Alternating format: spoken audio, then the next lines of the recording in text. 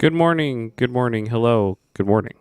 Welcome to Dork Duck Daily, the daily Monday through Friday news show with all the news you nerd and other trimmins. Congratulations, Shiki, on getting first. Good morning, Shiki. Good morning, Vince. Good morning, Sam. Good morning, Dylan. Dylan's posting tentacles in the chat. Boog. And Vince says these chill pre-show music tracks feel right out of Ac Pandora station of mine. Well, thanks. That's shit I threw together. Sam was triggering dad jokes. What do you call a fish wearing a bow tie? Sophisticated. She says, Jesus, I have 90,000 channel points. Sam says, good morning, Jeff and Lena. Good morning. It's Jeff, Lena, and Bug. Bug's hanging out too. We're trying to figure out, we've got like dewormer beds for after a ton of different dewormers that we've been like given and tried to use and everything else. We got one of our friends that works at a cat rescue gave us like, well, here you go. This stuff always does the trick. And the worm situation is worse for Pancake and Bug, the two cats that lived outside. And we got Bug to take his pill. And Pancake was like, no matter what way we tried to trick her into taking it last night, she was just like, nah. Like Selena kept trying to hide it under gravy or in food or everything else. And she was just like, yep, no, I'm not ingesting that thing. But Bug did. And so now we're in the days where it's, where he took a different medication. So it's like, he blinked weird. Is he okay? He didn't blink weird. Like, I walked out into the like kitchen and he like, normally when I like pet him, he'll like either purr, like he isn't always into pets, but like normally when I'll pet him, he'll either be like, no thank you, or he'll like lean in. Jesus, dude. He'll lean into it. But today he like, I went to pet him and he like laid flat and then like twitched. Like a almost kind of like the seizures that our other cat was having. He wasn't peeing or anything, but Yeah. like the body movements were the same. It was just weird. Was he like still there though?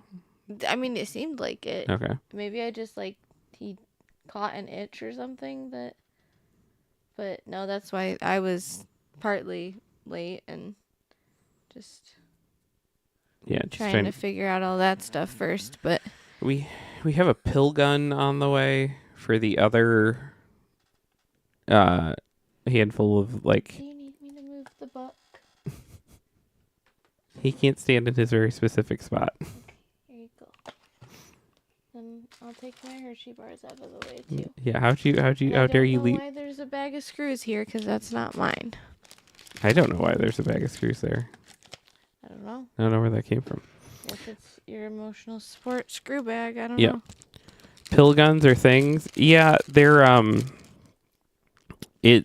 it's got like a, someone recommended it last night in the chat. It's like got like a the thing that like goes in their mouth and you put, and it like basically like kind of makes it so they take the pill. I didn't have a chance to look at it really before it was ordered. So if this is some medieval contraption, it's gonna hurt my cats. I mean, we have time to sort it out. It was one of those. It's $5 and it takes 2 days to get here. So like, I didn't know it was $5. Yeah. I didn't. I literally just seen like a picture of it because you were like, look at that, and then that was it. Sam Finn said the most American solution I've heard of all day is it said I'm going to get one and start shooting Tic Tacs at people. No, it's just, it like basically takes it so like you don't have to, if a cat has to take a pill, which this is probably not the last time in our life that we're going to be in that situation, instead of like half of what everything says is like, okay, hold them down, put it in their mouth, hold their mouth shut, inject what it's like it just puts a pill at the back of their throat. It's just like whoop, whoop. Supposedly. I don't know. Pancake's not gonna be a fan of whatever it is regardless, so Yeah, but it just makes it a thing that lasts 4 seconds as opposed to a thing that yeah, lasts. if it goes into the like I could see her just trying to move at the last second and then be like, no thanks, I don't want that. Yeah. And That definitely could be the case. I don't know. But yeah, so we have that. We also have a bunch of like diatomaceous earth coming, which I think is gonna like finally allow us to like. Well, the flea thing is like mostly okay now because it's winter, but it's still like we just have always, since we've had this many cats and like talking around to other people, it like other people around here are also having like kind of bad flea infestations, and the diatomaceous earth is supposed to work. So we're gonna try that stuff, and then it's okay. like you go on and one person's like, oh my gosh, yes, this is great, and they put this in like livestock feed, and you put it on the cats, you can put it on the floor, you can put it on every time they lay on, they can put them in their food, and then the next person's like, apparently, yeah, and the next person's like, oh my gosh, never do that, blah blah blah blah blah blah blah, and then I didn't have time to super look into it again because I was doing other things and like, so this is all you.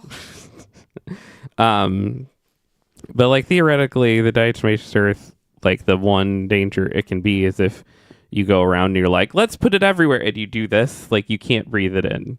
Like if it's places, So you can eat it, but you can't breathe it in. yes, because it's What? yeah, because like any kind of powder or thing being breathed in is like potentially bad for. I mean, it's like if you breathe it in like once, it's not the end of the If world. I breathe in flour, I'm not gonna like die. I think Or cinnamon.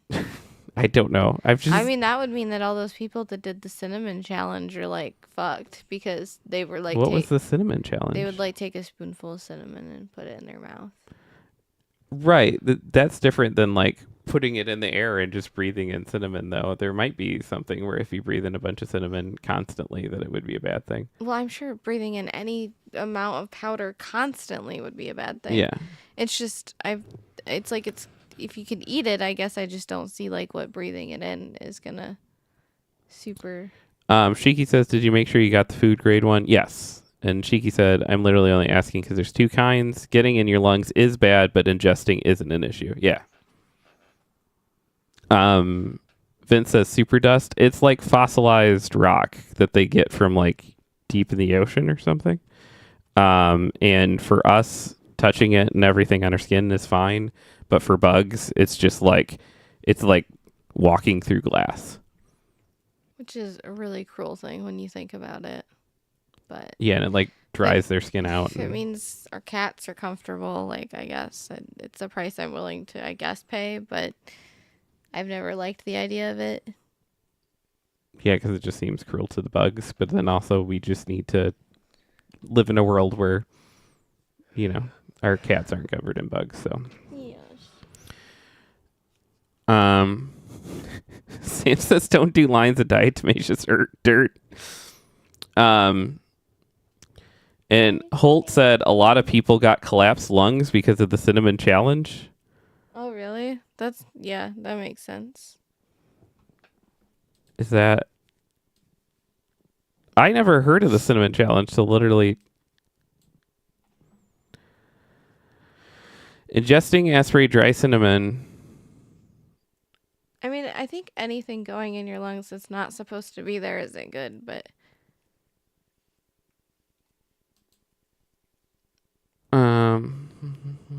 It was like a 2014 fad. I somehow wasn't aware of it. Turns out lungs want air, not solid particles.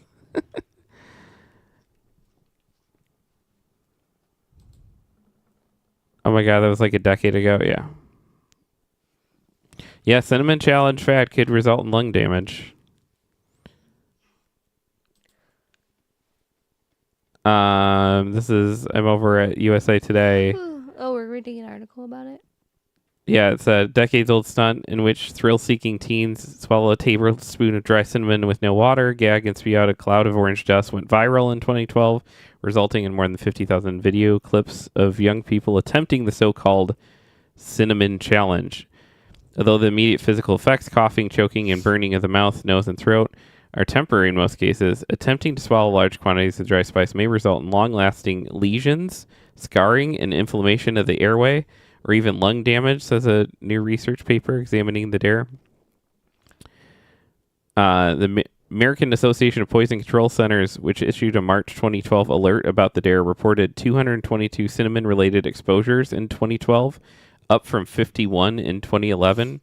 So far this year, 20 exposures were reported between January 1st and March 3rd. Yeah, apparently it's just a thing that happens most years, but it spiked because of that. Jesus, Shiki said a 4-year-old died of asphyxiation in 2015. Sam said people tried to swallow a spoonful of cinnamon for our internet ha-has, but choked on dry powder.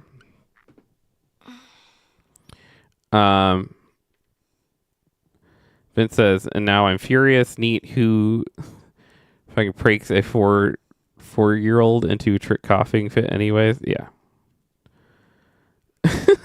Sam says this is why I boofed my cinnamon for the challenge. Jesus. That's crazy. I love it's crazy too that you like threw it as like an offhand comment of like, well, what happened to those people that did the thing? Like, did that come? They apparently fucked around and found out, I guess. Yeah, like, Jesus. Jeez.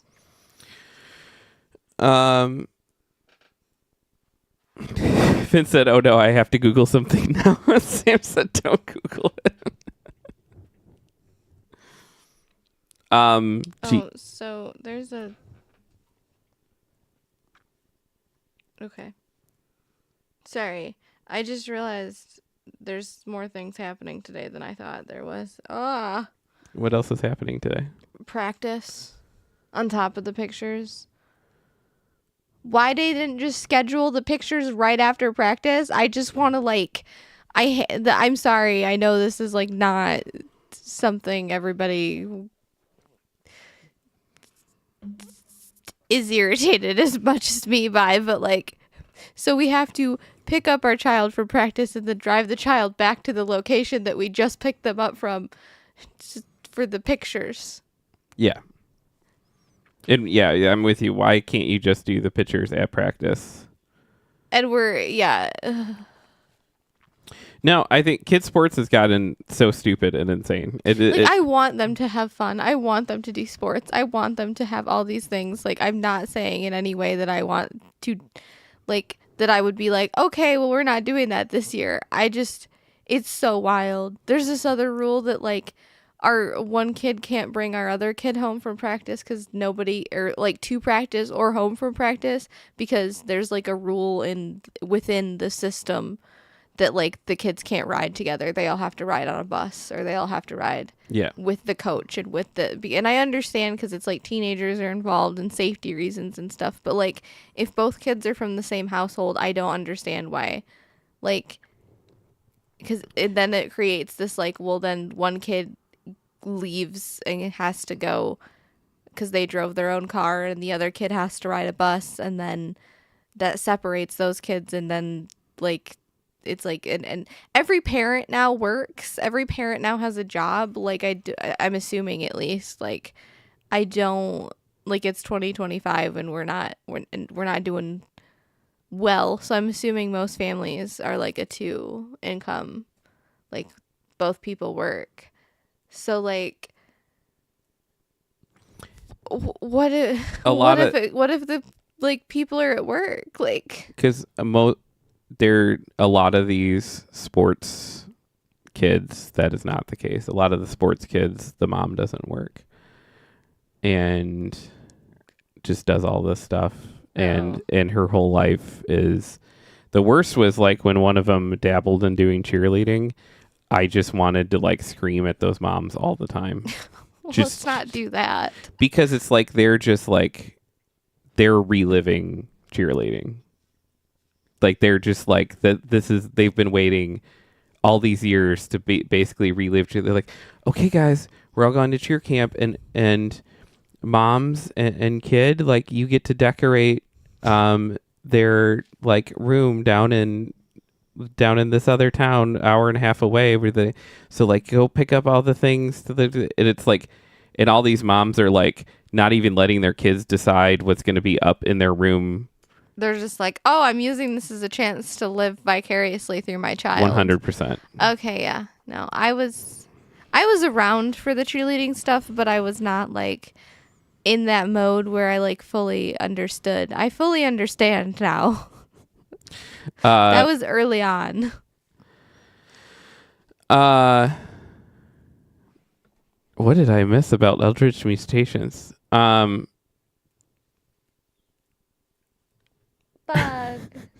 We were talking about boofing and tentacles. Okay, that's all I need to know. Dylan says we're talking about crazy kids sports. You want me to teach the class? Yeah, you do hockey, which I know is like the worst. And Sam says Jeff versus cheer moms. I'd watch that reality show. I just don't understand the semantics of like I understand now that you're like, oh, most parents or most moms that like the sports kids, their mom is the one that picks them up because they're like a stay-at-home mom. That makes sense to me. It's like, if that's not the case, however, like I do feel like there should be like an allowance of like other like plans and things in place to where like, again, one of our kids who drives could pick up the other kid, but literally have been told that like if that happens, they're not allowed to play that sport.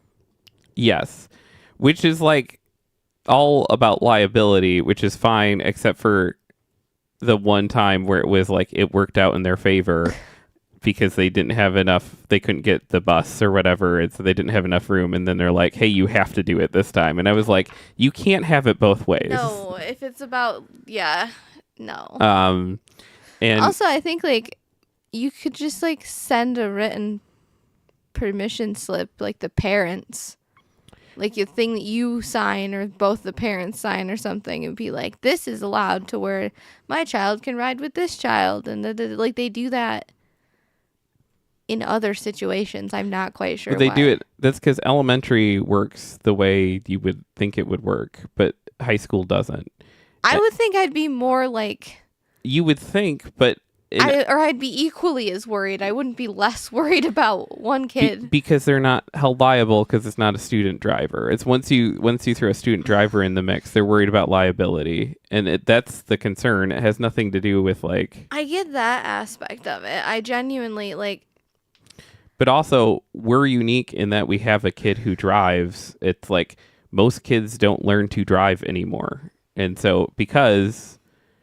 And especially at the school with like those, because there's a lot of these like moms that just like still like do everything for them all the way up through. And you're right. It is like a thing where they should allow exceptions, but instead it's like a whole culture that pushes the kids out of the sports if they don't have a parent that can just like, like if there was something like this, my parents would have been like, well, I guess you're not getting pitchers then. And I'm not saying they're good parents, but like that would have been their approach, and probably a lot of other parents' approach at the time. That's also, the pictures are at like 7:00 at night. Like I start winding down. Like,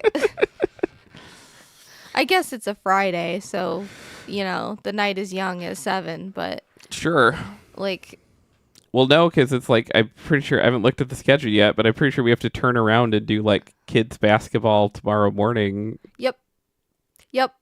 So we have to come out to school to do pictures at 7, which I guess is not that late, but then it's like we'll have a game at like 8 a.m. tomorrow or something, and so it's yeah.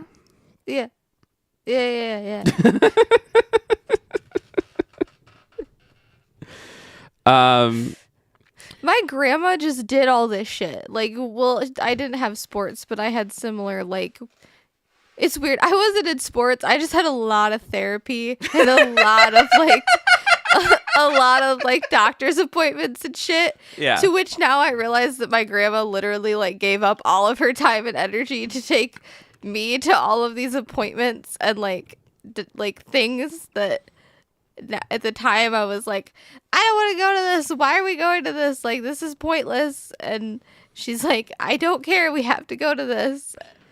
And to be fair, it was, I genuinely did not want to go because sometimes it just was not helpful for me as a kid. I was very self-aware and knew that, like, what if a counselor worked or didn't work, or a therapist worked or didn't work for me. Like, if I felt like I was just, like, trying to, like the therapist was trying to, like, not get into what I, like, felt, like, if they weren't asking me questions and they were just, like, talking to me like I was their friend, I was very, like, this isn't working. Like, I don't feel like I should be here because we're just talking. Could have been it was just at the early stages and it wouldn't have gotten there. I guess. My therapy, the couple times I went into it as a kid, which was, like, usually started with my parents being like, you need to go to therapy. And I'd be like, okay. And then it would very quickly always go into, like, hey, so we need to talk about your relationship with your dad. And then my parents would be like, how's therapy going? And I'm like, I don't know. It's really weird. They're not focused on the thing that you're mad about. They really want to just talk about my relationship with dad and, like, have it. And they'd be like, okay, you're not going to therapy anymore.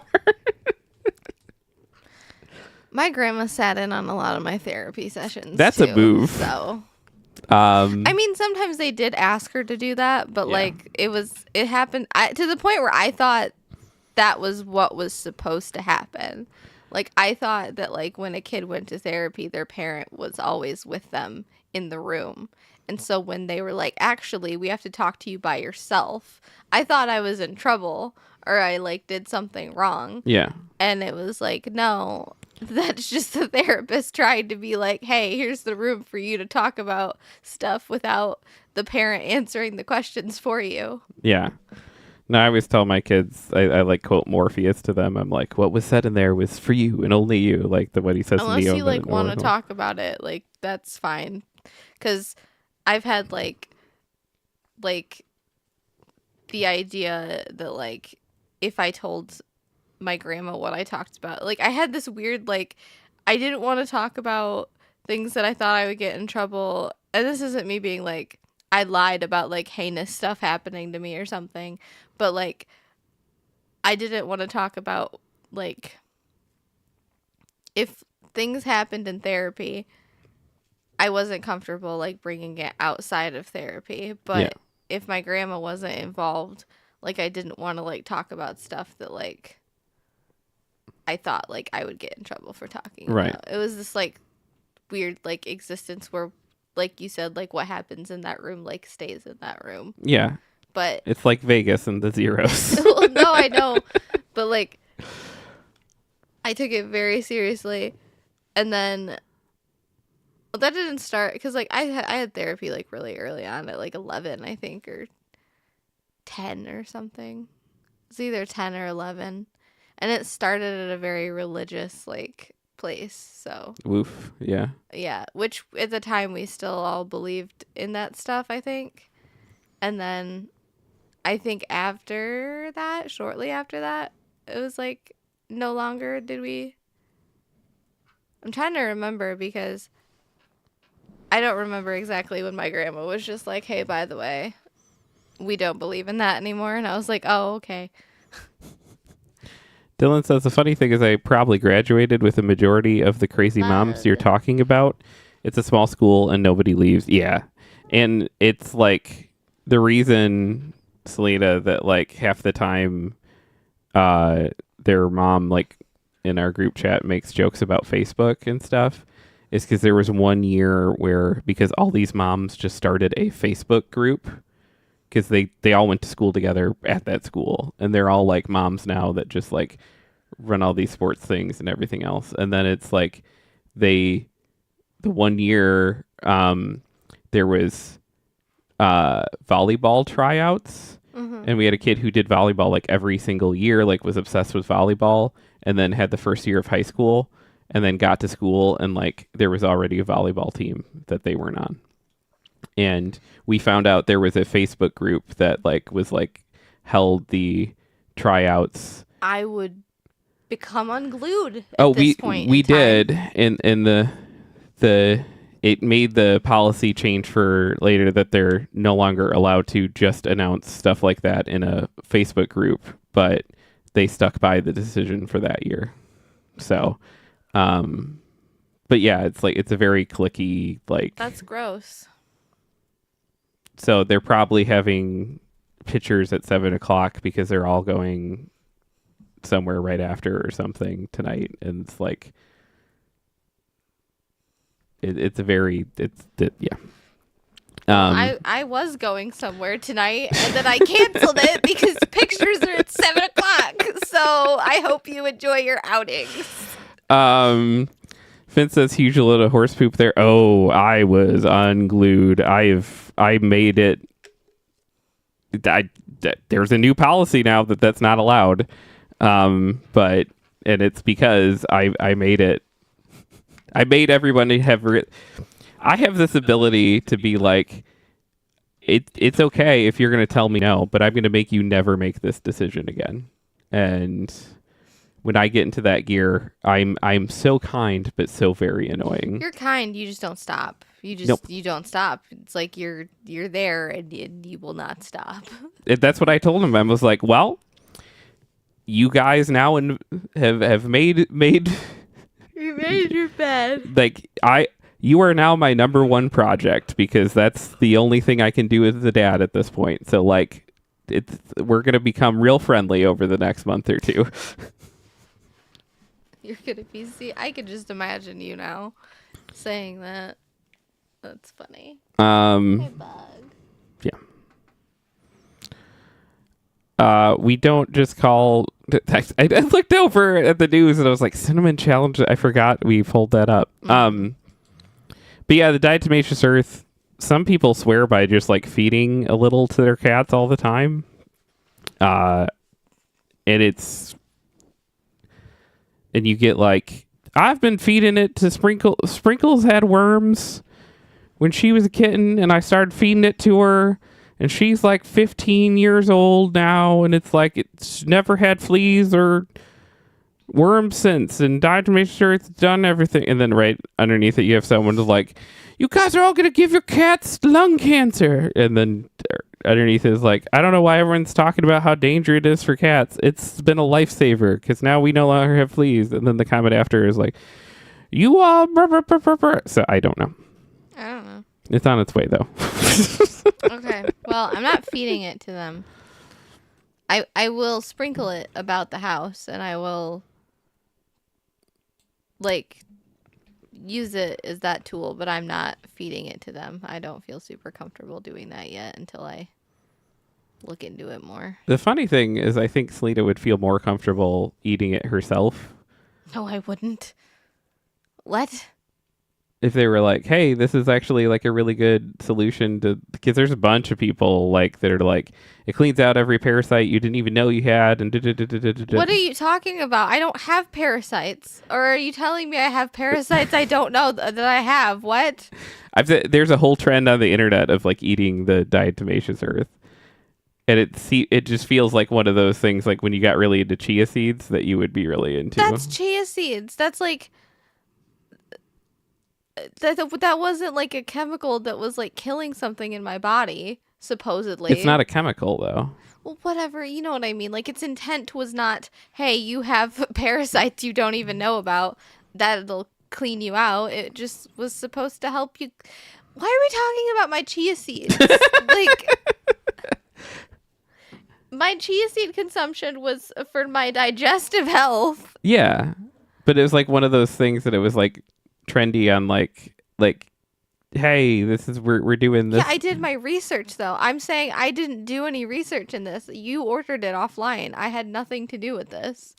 Like, I was too busy last night like trying to like get everything like situated, and you were watching videos about the diatomaceous earth. Well, I first got mentioned to me from like Morgan was like when we were talking about these problems like I remember 2 years ago. He was like, "You need to get this stuff."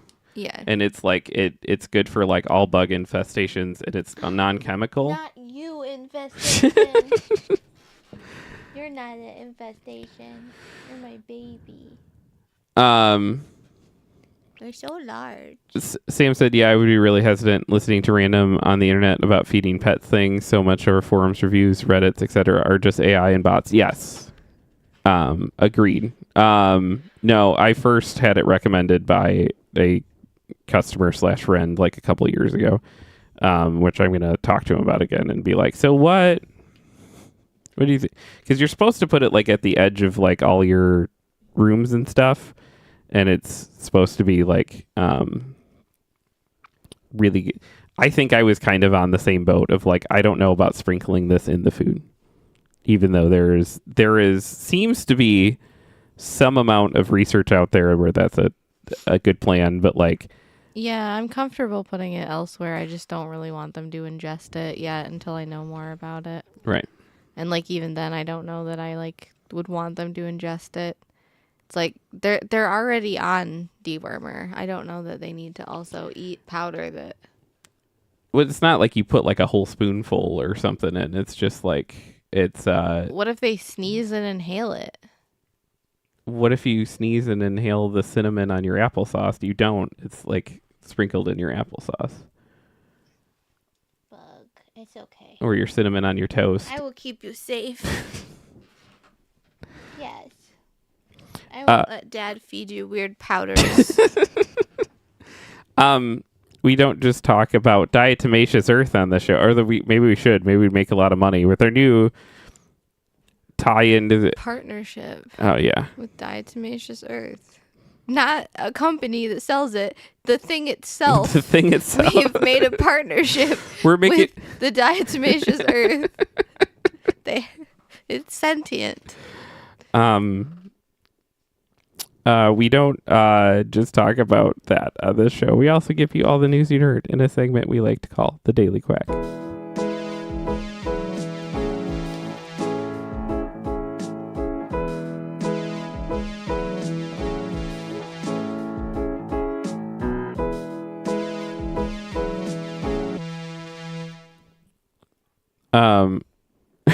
Sam said, "Just a spoonful of diatomaceous earth makes the worms go away." Mary Poppins, probably.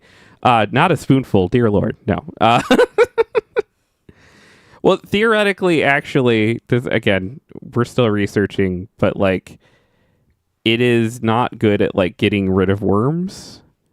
It is really good at like preventing like reinfestations, because it's if the little bits that you would theoretically put into the food stop like whatever like reinfestations and stuff from occurring. But the biggest way that like cats get worms is from eating fleas off themselves, and this bug just viciously cleans himself. Yeah. Bug, you poor baby. And so watch a video of like one lady be like, "I used to have fleas out of worms. I've not had them in 9 years." And she like takes, and it's like, and she put up a black screen. She's like, "I'm about to put a bag over my cat's head." And that could be shocking for some. That was shocking to me, and she warned me. I was just like, is there not another way to do this? Like, where you don't put a plastic bag over your cat's head? Like, that poor cat. And she's just holding it, and the cat's like, under the plastic. And, like, I know it's not, she's not actually, like, choking the cat. I'm aware of that. But, like, the cat doesn't know that. The cat doesn't understand human language, and the lady can't be like, "Okay, Pickles, like, I'm about to put the plastic bag on your head so I can put these fossils all over your body." The cat just is like, "Oh fuck, there's something over my head and I can't see, and I can't really get air." Like, yeah. And she's like, "He's been through this before. He's used to it by now." I'm like, "Bro, I would never be used to somebody putting a plastic bag over my head. What the fuck?" Well, it's like everything I've read and looked at, it's like you could, again, the cinnamon challenge. If you eat a big spoonful of cinnamon, it's a problem. Or if you put cinnamon in the air, it's a problem. If you sprinkled a little on the cats, it would be fine.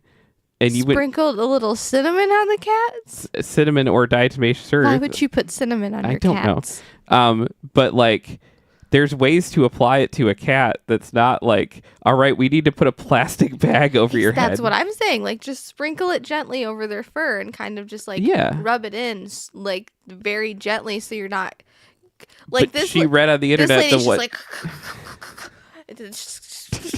I'm just like, what the fuck? And these are like nice cats. Not that all cats aren't nice, but I mean like they're like the bougie cats. They were like ragdolls or something. And I'm just like, you are rich enough to afford these freaking cats, but you aren't rich enough to figure out a way to not put a plastic bag over your $3,000 cat. Like, not that the cat's value should matter, but like, they're expensive for a reason. They're very finicky cats. Like, ragdolls are super, like, dainty and, like, what is the word I'm looking for? When you're, like, fragile. Yeah, like, I had a Persian cat, and she could, like, the way that we had to take care of her was insane. Like, I can only imagine ragdolls are probably similar. Maybe they weren't ragdolls. Maybe I'm talking about a different breed. I don't know. But, like, the craziest is when you show me videos of you're like, oh man, I would love one of these Egyptian cats. And you're showing me videos of like, they have to bathe like every day and they have to wear these little like swim caps over their ears because otherwise they die. And I'm just like, how are these things alive? What are we doing? Like, this is insane. But like, they don't. Let me get your. Darwin should have got you a long time ago, but let me put your little swim cap on. Put you in the bath. That's different. That's so different. You're not putting a plastic bag over their nose and mouth. Like, I wouldn't be like, if somebody was like, I have to put a snorkel on my cat to give it a bath, I'd be like, maybe you should just figure out a different way. But they like the bonnet. They're like sitting there like, yes, it's bonnet time. And then they hop into the bath. And they swim and they're happy. You could tell they're not struggling. They're not like this lady is not like holding her cat down in the bath and being like, it's bath time. The cat is like, she's putting the bonnet on the cat and the cat's like slow blinking and purring. And then the cat gets in the bath and like splashes. And no, I'm just saying it's like, it's doing it all of free will. Right. But it's not like in the wild it could find a little swim cap. There's not any wild Sphinx cats. That's what I'm saying. I think we bred them. Did we not breed them? I'm 100% aware that we definitely bred them because it's like, what is this world that we've created where it's like, well, we got this one, but it can't live without swimming because it's so dry, and also it can't get any water in its ears. That'll be $9,000, please and thank you. We bred it for failure. Oh, I don't know that Sphinx cats actually were bred by people. I think they existed far before us. I need to Google that now. Vince and Dylan both made the same joke. For seasoning, Lena, season those cats with cinnamon and always be sure to completely season your cat. Oh my god. It's amazing. I don't even know what to ask Google at this point. Did Sphinx exist before us or did we breed them? Because didn't we breed pugs? Pugs aren't a natural occurring thing. I sure hope not. Those dogs that like they scream. And I would too if I couldn't breathe half the time. I've been having breathing problems for the last month, and I am not well because of it. I can only imagine if my whole existence was just like... from the minute I was born till the minute I They can't breathe. Yeah, I know. You adopt an animal that has all the problems of a retired middle-aged linebacker. Shh, bug. Be like, take in this ex-wrestler. He's 37. Most of them live to 39. It's okay, sweet boy. But you call him Charlie. He sits in your house. And screams. They scream. They're like, have you seen the TikToks of the pugs screaming? Because I haven't. It's like unnerving. It's like they know something The that existence we don't. is pain. That's yeah, what they I know. Like, I'm laughing because I'm uncomfortable. I don't think it's funny. Like, it's genuinely sad and upsetting. Also, don't ever refer. Don't use your linebacker joke for them because you confuse Bug because No. he thinks you're talking about him. Yeah. When he hears the word linebacker now, that he thinks that's him. Yes. Because Jeff always makes fun of Bug and says he breathes like a retired linebacker. Yes, he does. I was sitting on the couch the other night and he was just sitting behind me, and ever so often he'd be like, That's why like you came in this morning and you're like, don't start the show yet. Bug made a weird noise. I was like, yeah. no, he was twitching. It was weird. Like, I think he just, sometimes he like, there's a spot on his back that he does not like touched. Yeah. And like, I didn't touch it, but I'm saying like maybe his skin, like he had like a irritation on his skin and it made his whole body twitch or something. He had like an itch, but it just freaked me out because it's like his whole like spine went like, and I was like, he did something weird. And you're like, what are you talking about? What did he do? He's fine. And I'm like, but what if he's not fine? He just took meds that he's never taken before. Like, Yeah. Like, I need to make sure he's okay. It's my baby, huh? Oh, it's our neighbor with her dog. Do you see the puppy? He's like, no, I don't. Say, I'm not interested in that. It's the puppy. Yeah. Robert Eggers' next film is titled Werewolf, spelled Werwulf, and it's dated for Christmas 2026. He's going to do it 2 years in a row. He's going to drop the Christmas. That's awesome. Are you talking about that one with the lady and the one guy? The lady and the one guy. It's the guy who just made Nosferatu. Oh, this movie doesn't have a trailer yet, though, does it? No. Okay, there's a new werewolf movie coming out, and I was like, but it's not coming out till 2026. But I just saw a trailer. Like, I thought it was the same movie. Oh, no, this is no trailer yet. This is the guy's next movie after Nosferatu. This is from Bleeding Cool. Caitlin Booth wrote the article. Good morning, Mello. Mello says, hi, is the glasses destruction solved? I mean, I have new glasses or new frames. Jeff was nice enough to replace my frames yesterday. I took them in to try to get them fixed, and that was not an option. No, the guy literally was like, "What the fuck? Like, how old are those?" And we don't know. We don't remember how old they are, which is probably an indication that they're pretty damn old. But like, I've had glasses for a really long time, and like I'm almost like, I'm not being like funny when I say this. Like, I can't see without my glasses. Like, it is a genuine like Full on Velma disaster. If I didn't have glasses, like, or something happened to them, like, I'm essentially rendered useless. And it's gotten worse over the years. Because I used to be able to focus my eyes, like, because, like, this is weird, but, like, do you have that thing where, like, you can focus your eyes and unfocus your eyes? I don't think. Okay. I mean, maybe. I don't know if I'm just. Bug acts like he's gonna open the door for Pancake. Like, you don't have thumbs, dude. Hold on, I gotta open the door so she can come in. I also feel like they could repair that. They don't want to, and they make things now that specifically break a lot faster than they used to.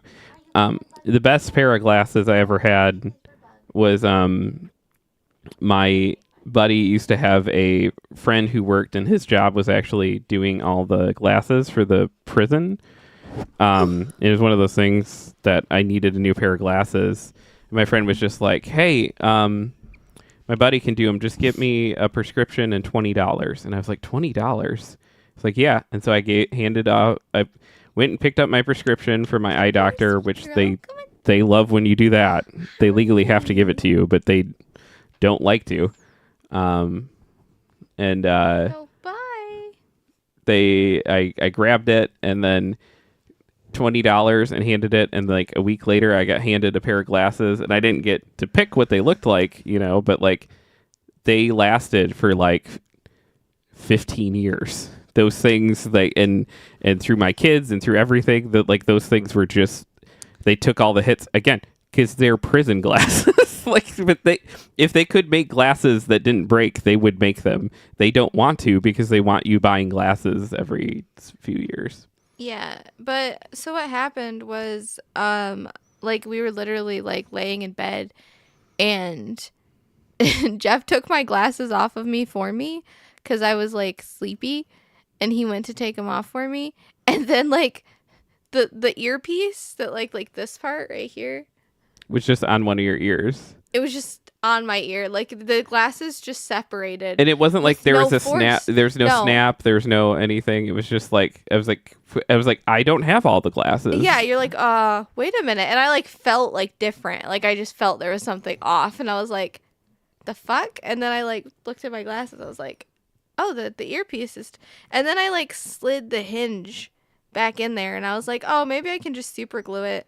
But I think it just like something about the because like I think you can see, yeah, you can see here on this one, like what I was trying to do with this piece was like slide that hinge in there. Yeah. And then and like I managed to do it that night, and I was like, but it obviously wouldn't stay in because the hinge was out, and I thought, oh, I can just super glue it back in the morning. And then I was like, we didn't go to sleep until like 3 or 4 or something that night as well. So like I didn't get a lot of sleep, and when I woke up I had completely forgotten about my glasses. And so like it was literally this like, oh god, I can't fix my glasses. Oh god, what's going to happen? Like I don't know what's going to happen. How am I going to like see today? And so it was happening like while the show was like the intro was playing too, not the intro, but like the starting soon screen, because I was like, hey Jeff, I gotta try to fix my glasses. Which, thank you for complimenting me on music I put together, Vince. But like it's become Selena's hell because I'm like trying to fix my glasses and I can't see, and I'm just like, this music is playing, and it's like a timer in my head, and I'm like, oh my god, it's almost 9 o'clock. It's almost 9 o'clock. We're gonna be late. And I'm freaking out, and like there was like this very. Meanwhile, I'm just like, well, just sit down, do the show, and then like we could go get your glasses fixed afterwards. And she's like, no, I have to get them fixed before I could do the show. And I'm like, but we could just. Not realizing, I can't sit there and not see. Like it's really weirdly triggering for me. Yeah, not realizing it because I'm not very smart, and it's amazing she puts up with me. Because it's like she has a whole swath of triggering history around like things happening to her face, and then her glasses, and everything else that like we stumbled into. And I'm just like, why aren't we starting the show? And then like. And then the feed wow. I have to change all that music again. is quite the morning, and then and then I'm like panicking and like having a panic attack, and just like in this mode of like like my bot like I knew that like I was safe, but my body didn't know I was safe, so I couldn't calm down. And like you're like, okay, let's go to Walmart. And I'm like, I don't want to go to Walmart. I'm like bawling my eyes out right now. If we go to Walmart now with a broken pair of glasses, they're going to look at you like you did something, because I'm crying. And it's like, I didn't want to deal with that. So I was like, I can't go to Walmart right now. And you're like, okay, I'll go to Walmart and I'll bring in the glasses. And so he did. And then as they took my lenses out of the other glasses, the like frame just snapped. Yeah. Like they were holding on for dear life. Yeah, because it was the last round of. We think it's the last round of glasses that went through. I don't remember, and that's probably. I don't know that it's like a good thing, but obviously my brain has decided I don't need to remember those details. So it would make sense if they were the last pair, but also like But also, they don't make glasses to last now. no, and I can feel how flimsy these are just by like holding them. So Sam says, "I get that, Lena." Yeah, because Sam also is the same way without glasses. It's just yeah, it's scary. It's like I know, like I get like for a lot of people who wear glasses, like you can take your glasses off and like it's a struggle to see, but you can still see. Like I cannot. I can't read what's in front of me. I can't like everything is just very like I can till I can't, and so it's like, and they passed me on the driver's test this year without glasses, and I was like, really?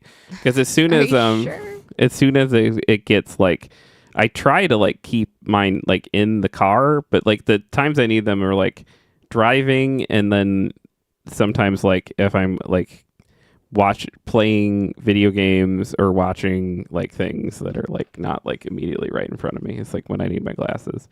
And it's like I can still drive without my glasses fine, as long as like it's not night, and then it's still fine as long as it's not night and raining, and then it's still fine. Like once you add all those things on, then it's like I can't see. Sam says glasses companies are literally gatekeeping vision. I hate them. Yay, capitalism. I didn't even know this apparently. My friend told me about a couple online places you can order glasses from. And I'm going to definitely be looking into it because like they're like, yeah, I got 2 pairs for like $60. That's the like cheat code is you go and you get your eyes checked, but you don't get the glasses at the place. And you go... Yeah, that's essentially what my grandma tried to do for me back when I used to go to the big place that I will not say because I will, I guess, dox myself, but not really. But like I had to go to this big like hospital university place. Yeah, because you have special eyes. Because I have and it's like my grandma is very like, we need to utmost care for the baby. And she just has never, like... Except they were like, she needs to wear an eye patch. And she was like, well, not that, Kyra. No, she'll get bullied. Doesn't matter that she'll have a lazy eye and get bullied for that. You know, the eye patch, though, can't do that. Is that really, like, we couldn't start doing an eye patch now? Like, is that... Like, we couldn't do one now? Yeah. I think the muscle is... It's set, like, it's just like you have that muscle forever like, now. It's like, and over time, it's going to get worse. So, like, I hope you're willing to deal with whatever my eyes decide to do. Oh, yeah, it's fine. But, like, I would assume so, but... No, you'll notice here in the contract, I have a very specific thing about eyes. But there's, like, a muscle in my eye, and it's weaker than the other eye. And so one of my eyes, like... works harder than the other one from what I understand. And I also have astigmatism and I also have like really bad vision. So it's like all of those things mashed together into that problem like created this like my grandma was just like, no, we have to spend ridiculous amounts of money to get these lenses and then ridiculous amounts of money to get these frames. And then suddenly one day she was like, oh, I guess we can just go to Walmart. And I was like, but you told me that I had to go here or I wouldn't get the right glasses. Like you told me that my whole life is that like if I don't go here I won't get taken care of. Right. And now it doesn't. And now she's like, oh, I guess you can go to Walmart. And I'm like, fuck? Like, well, and she was doing all that extra stuff, but then when they were like, okay, what she really needs is to wear an eye patch so this eye that isn't working as hard can like start working harder so that she's not dealing with that later in life. She was like, no, thank you. Yeah, she decided a lot of things for herself and it's her world. I was just living in it. But it was so funny. I felt bad because like I wasn't saying the doctors at Walmart were like worse, but that's what I was that's what I was raised being told, is that like any other doctor at any other place that aren't these places that my grandma designated are like not good enough. So I like was afraid to go to the other doctors, and then I went to the other doctor at Walmart and they actually got my prescription right instead of the people at the other place that got it wrong last time. And it's wild. And it's like, I will go there probably, I want to say permanently. It's like, I don't have a reason to like switch out of that eye doctor. I just am really bad at keeping up with like appointments and stuff. And like, I like can't, not can't is a strong word. It's just like, I have every intention to go get my eyes checked. I just blink and then it's been like 2 months and I'm like, oh, better get my Which is eye. why when you're like, don't buy, when I was going in there, you were like, don't buy new frames because soon I'm going to go get my eyes checked. And I was like, okay. And then I just bought the frames because I was like, I'm not waiting for soon for you to have. I was just prepared to tape my glasses because that's what I've had to do so many times. There was this one time Yeah. this one time that I had to hot glue, and like I was very in my crafty sewing era. And I had to hot glue like the part that fell off of my glasses before, but they were a different frame and they were like a thinner frame. And so there's like these blue glasses that were very, very thin and like metal almost. And I remember I was just walking around with this glob of hot glue just like on this part of my, and like and then every time it would like fall off, I'd just hot glue it back on. You realize though, it's like, I don't always take care of you in the way that you would like want or need, but like 100 times out of 100, I would tape my glasses or hot glue my glasses, but then go buy you new frames. You understand that, right? Yeah. Like, I don't know how to respond to being taken care of in that way. Where someone's just like, here, I fixed this problem for you. And I'm like, I'm sorry, that costs money. Like, I just feel bad that it cost money, I guess. they're your eyes. They're literally how you see. I know. It's like, I can go without my glasses. It's like, oh man, the movie's not as clear. It's not like I'm just like, I can't see if that's a door frame or...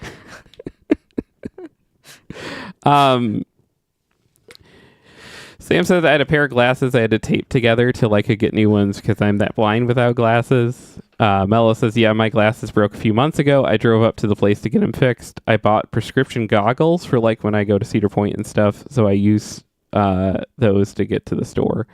I've wanted to get prescription sunglasses for forever, which I need to use one of those online places to get, although I don't know where my prescription is. So I'm probably going to have to go get my eyes checked again just so I can get a prescription so I can get stuff like that. But that's been the dream for forever because I can't see when I'm driving in the summer because it's too bright.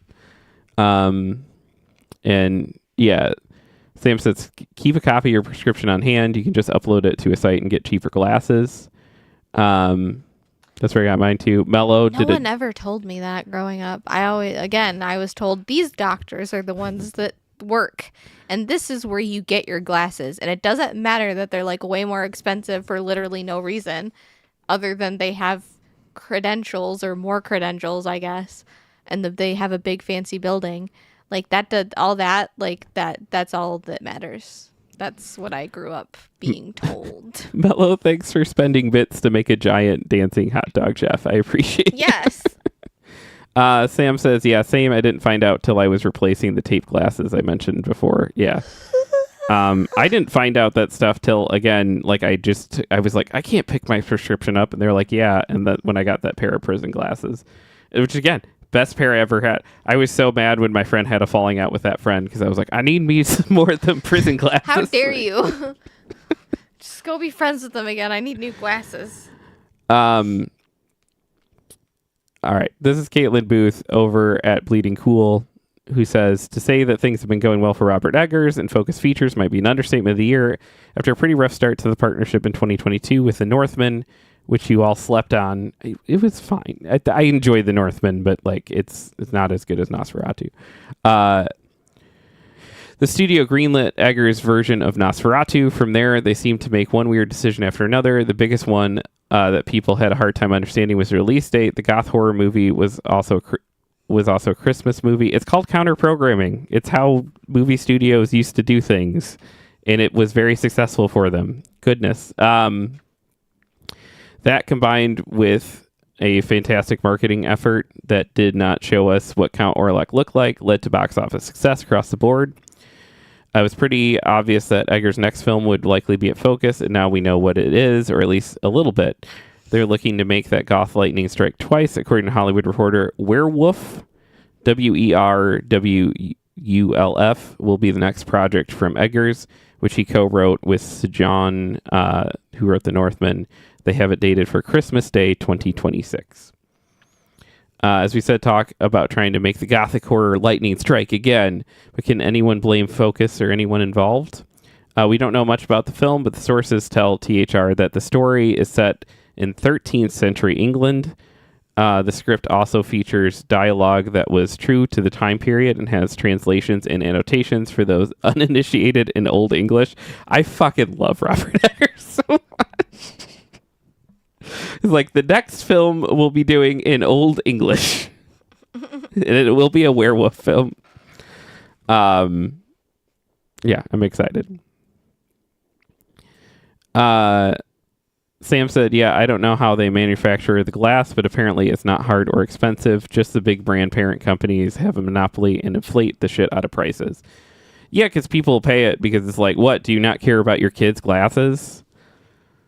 Like or insurance companies are getting in the middle. And that's the other thing too, is just like, well, the insurance companies are covering it. So you could pay $150 out of pocket because insurance companies are paying $900. And it's like, okay. NFL teams can't use Blue Sky. That's from Wes Davis at The Verge. What? NFL teams can't use Blue Sky. Why? NFL told the New England Patriots to shut down the team's Blue Sky account. Patriots Vice President of Content Fred Kirsch said the team was told that Blue Sky is not an approved social media platform for the NFL. Addressing a fan question on a January 16th episode of the Patriots Unfiltered podcast. Kirsch said the team briefly had a Blue Sky account before the league asked it to take it down. The NFL told Front Office Sports in November it was aware of Blue Sky, but had no presence there. The league declined to comment when we reached out. Football teams are allowed to post on other platforms, including X, which the NFL has a content partnership with. Okay, that makes sense. Never mind. You don't have to read anything else. I get it now. Oh my gosh, that angle. You're like, what is happening? What? Oh my God, what the fuck? No, calm down. Hold on. Like I'm like ascending. Why is it like that? That's so weird. It's just, the light. Oh, I know why. I can fix it. Give me a second. It's because I had a I'll be right back. I gotta pee.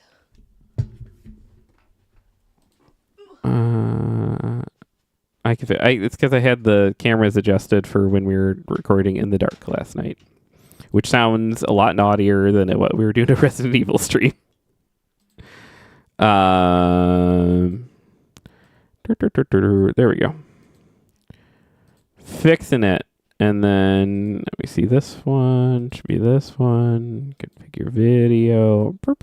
Okay. There we go. That should be better. Sam said someone blocked me on Blue Sky, apparently. Okay. I was curious if it was actually someone I know. Apparently they blocked 152,000 accounts. So I think it's just a bot pressing buttons or someone with way too much time. No, it's like part of the what's baked into Blue Sky is you can vary. It's part of the pitch. The two pitches of Blue Sky and why people hopped on the platform. The first being like, hey, you can actually see posts by people you follow, but it's actually really easy to just do block list. So you're probably on. They blocked everyone who followed certain accounts. And it can like happen on other platforms too. So it's like if you ever followed a certain account on like Twitter or something, you can feed that data through like Blue Sky through like Chrome extensions, and then be like, I want to block everyone who ever followed Anita Sarkeesian, and then it'll do that for you. Which is like, it's shitty and weird and silly and like, when someone does it for a reason like that, or like, I want to block anyone who's ever woke. But like, it's actually a pretty helpful tool because people can go in and be like, okay, I want to block everyone who follows this person who, it is a toxic community that I don't want any of their stuff coming for me. Yeah, Pancake, you're allowed to be in here. Celeste follow-up canceled as devs refocused to smaller projects. This is from Tyler Culp, who says, Earthblade, the follow-up to 2018 2D platformer Celeste, has been canceled. By the way, this is at Polygon. I forgot to say that part. Developer Extremely OK Games announced in a blog post, we made this decision in December and felt it best to wait until now to announce it, the developer wrote. For us on the inside, we've had some time to process, grieve, and work toward accepting this, although that process is non-linear and still ongoing. The post details a disagreement about the IP rights of Celeste last year between former art director Pedro Medeiros and current Extremely OK Games members Maddie Thorson and Noel Berry. The three of them eventually reached a resolution, but both parties also agreed in the end that we should go our separate ways. Medeiros looks like left the team in November and is currently working on their own game, Neverway. Extremely OK Games said the disagreement wasn't the sole reason for the game's cancellation, but that it prompted the company to take a serious look at whether fighting through to finish Earthblade was the right path forward.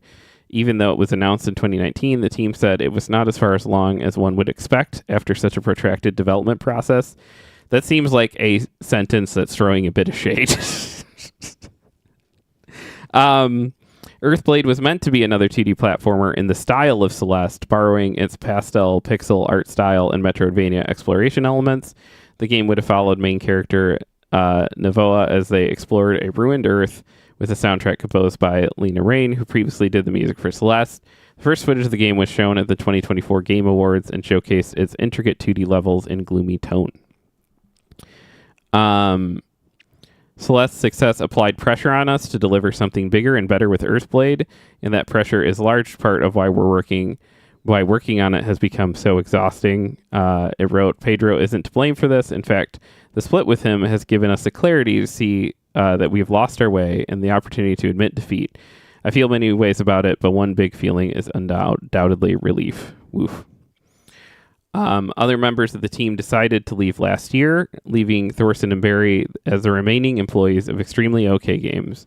The developer said it wants to wipe the slate clean and refocus on smaller scale projects. We're prototyping again and exploring at our own pace and trying to rediscover game development in a manner closer to how we approached it at Celeste or Tower Fall's inception. That's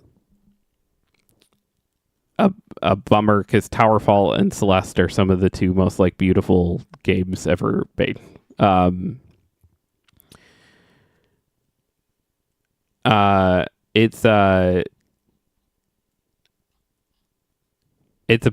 This reads like, hey guys, the band isn't together anymore, like type of story. And by the way, Chinese Democracy 2 is never coming out kind of thing.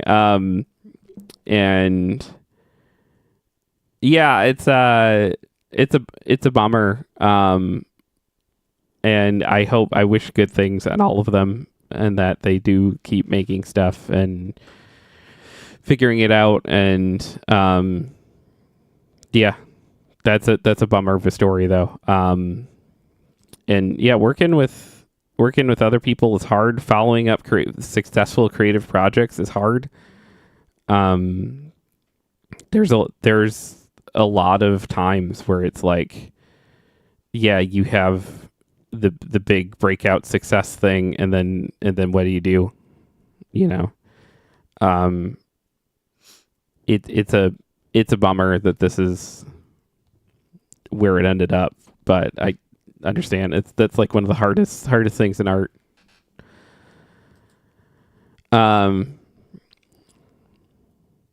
Robert Pattinson dies again and again in Bong Joon-ho's Mickey 17 trailer.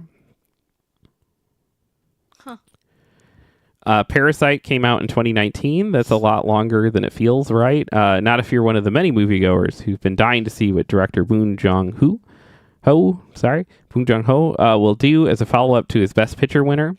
Turns out he'll be making Robert Pattinson die a lot. Let's see if we can...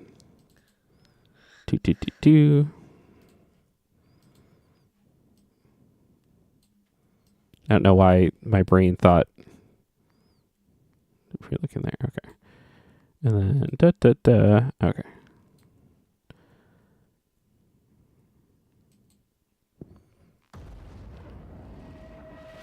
On Earth, nothing was working out, and I wanted to get the hell out of there. You're applying to be an expendable? You read through the paperwork. That voice is crazy. That voice he's putting on Earth, nothing worked out.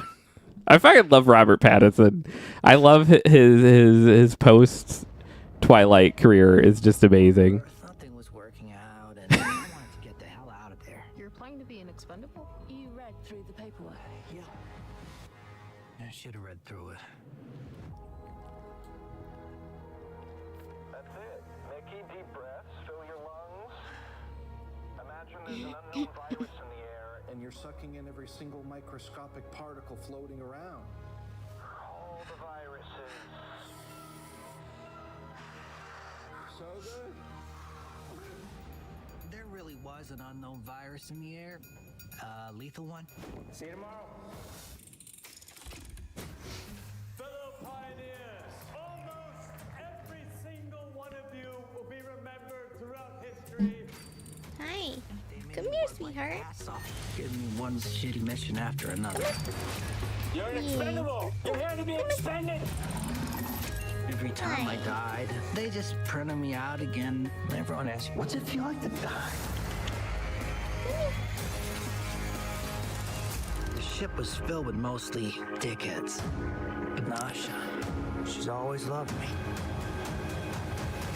That's when everything changed. Yeah, okay. Multiple. In the case of multiples, we exterminate every individual.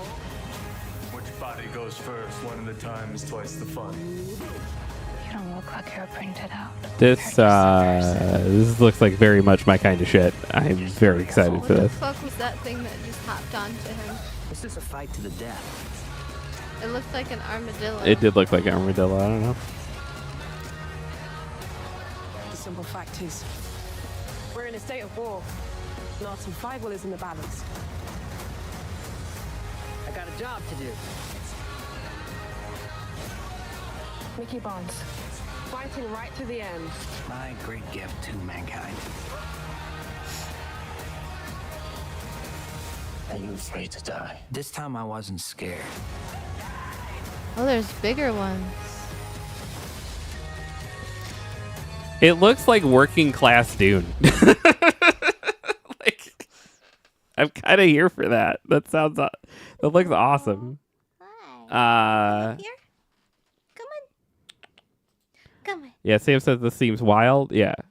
Sam says about Blue Sky, I'm not bothered by it. I was just curious because Blue Sky is open source. You can see everyone's blocked. I don't really post on there, so I just like to look at how people interact with my page. And Sam said everything pre-pandemic feels like eons ago. It does. Mela said there's a horror movie coming out like that where they die over and over. I can't remember the name. I think it's Until Dawn, which is weird because that's not what the game was at all. But it's based on a video game, but the video game did not have that concept of dying over and over and over again. Hey, every Friday we like to go and read posts from r/relationship advice This one only has one comment on it. because it happened 2 hours ago. Oh. The one we're referring to is, my wife is messy and it's starting to wear down our relationship. Pete is like growling at Pancake for some reason. She keeps trying to like head boop him and like snuggle with him, and he's just not having it right now. He's overstimulated. Yeah. Yeah. And look at her. She's like, she doesn't care. She's like, okay, we're going out here. Let's go. My wife of 3 years is a messy person, and it's getting harder to deal with.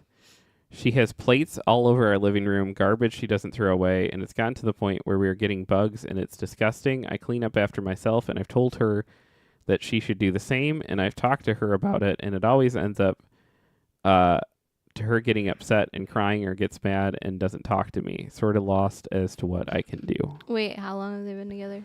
They've been married for 3 years. It's like, if this is just like a sudden thing, then I would be looking for reasons why it was a sudden thing. But if it's something you've put up with for 3 years and then you're just like, I can't do it anymore, like, then you could just be like, hey, this is not working. And it also seems weird because they're just like, as a messy person, it gets hard to deal with. She has plates all over the living room, garbage she doesn't throw away, and it's gotten to the point where we are getting bugs and it's disgusting. I clean up after myself, and I've told her that she, like, there's not enough information here, which is like, what do your days look like? What do her days look like? yeah, it's just very like, this is my problem. And This is my problem. This is my issue. Why can't you pick up your wife's plates? And I'm not saying like you should have to be like a slave for the other person or anything. But no. But like if you're married to this person for 3 years and like it's that bad, like you should talk to them. No, I should make a post on the internet and ask like internet. I mean, he said like that it makes her upset and she starts crying, but like maybe there's like an underlying reason for that. Like, I don't know. Maybe he just like starts screaming at her about plates and stuff. No, I meant like maybe she's like not doing well. Oh yeah. Sam says her getting sad and shutting down is likely a failure / guilt / embarrassment headspace. Sam said also if Kaylee wasn't cleaning up and it was affecting me, I just clean it for her. Yeah. But like there's a line for that, right? Like it would hit a certain point at you missed the message above the sorry. Sam says, so messiness to the point of bugs tends to be a sign of depression. Maybe check in on your wife. Yeah. Yeah. But also, like, there is a line, and there's a certain point where, like, it's okay to be like, hey, this is not what I signed up for. I don't want to be your maid. But, like, there's lots of solutions that don't involve just like leaving a thing because like, well, I didn't make this particular mess and like yeah, it's a weird hill to die on. Like I don't love picking up the kids' food when they leave it out in the living room, but I would much rather have like not food than have like bugs and stuff. Like that's how my brain works. Is just like I could pick this up now and like just throw it away. It's like, and I'll be like, hey, next time can you like try to take care of your plate, please? Or like, can you try to do this thing instead? And like, but I'm not gonna like just sit and just stare at it and just be like. But sometimes it's a mismatch of like, because we've had that, and it's like a mismatch of like, you're like functionally you're more of an only child than a child with siblings because your sister was born like after you were already. Yeah, and she didn't live with me. So. Yeah. And like sometimes it's like there are things that break down where it's just like, oh, you didn't grow up with siblings and I did. And it's like, that's where, and not even on this particular issue, because I don't think it's ever come up with you, but it's like, I've met people that are just like, yeah, well, I can't, that's not my mess. And it's just like, they've never really had to pick up somebody else's mess. Like they always just it's funny because our youngest has that mentality of like will not pick up anything that she didn't like directly be involved in, and we'll sit there and litigate it too because she's like, I didn't cause that mess, I'm not picking it up. I'm like, you are right, you didn't cause that mess, but you are wrong in that you think you will not be picking that up because you will be. It's like, well, it's like at that point I do end up being like, well, like, is the other person who caused the mess capable of picking it up? Like, oh, see, I just go like, no, well, we're a community. The That family too, is a small though, community. is like We help all out each gotta other. work together. But like again, this lady, like, is this guy and his wife, I'm assuming, don't have kids, and kids always add a fun mixture of like you could come out to like 3 bowls of cereal and nobody knows whose bowl of cereal it is because it's not theirs, but like it just appeared in the living room and they don't know how it got there, and I didn't eat the cereal and I know Jeff didn't eat the cereal, and so it's either one of the two, but neither of them swear up and down that like they didn't get that cereal, so they shouldn't have to clean it up. And Yeah. so it's like that is just like I don't think that data can be like considered in this specific instance of like kids are just different. Right. So But I always like tell my kids like living with their siblings is like training to like live with roommates someday or live with partners someday, and it's just like it's a skill you have to develop of like, how do I live with another person. how do I live with another person? Yeah. Yeah.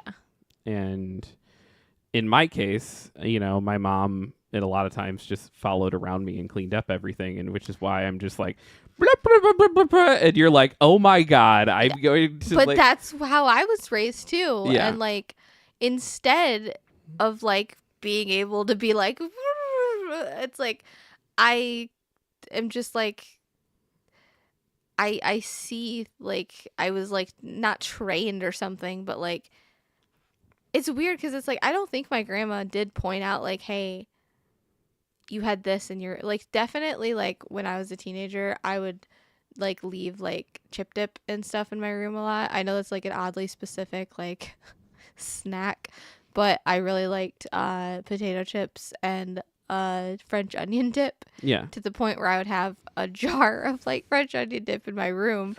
And it's Was your fucking room French- refrigerated? No, and it was French onion dip. So like, and it's like it wasn't in there for days and days and days, but it was in there for more than one night. And my Yeah. grandma would be like, "Bro, your room smells like French onion dip. Like, why don't you just like?" She'd just end up like cleaning it up for me, or she'd get mad because it would go like half the jar would go bad because Yeah. I wouldn't put it back in the refrigerator, and I'd be like, I at the time I didn't understand because I was like 13 or something or 12, but it's like it did. I think having like a space, like it's different when it's food stuff always too, because you have to like worry about like bacteria growing and then it being like a health hazard. Obviously I'm not advocating that like if like I think clutter and mess is like something that is like, how do I word this? I think clutter and mess is something that like has a potential for like everybody's life. Like I don't think that there's a person out there that like if they're like reorganizing their kitchen or like doing something where they need to like pull everything out and put it back later, like life happens and sometimes you won't get back to that thing, and then Yeah. your kitchen has fucking like stuff all over the counters and like I say stuff like silverware, like bowls and things, like not like food.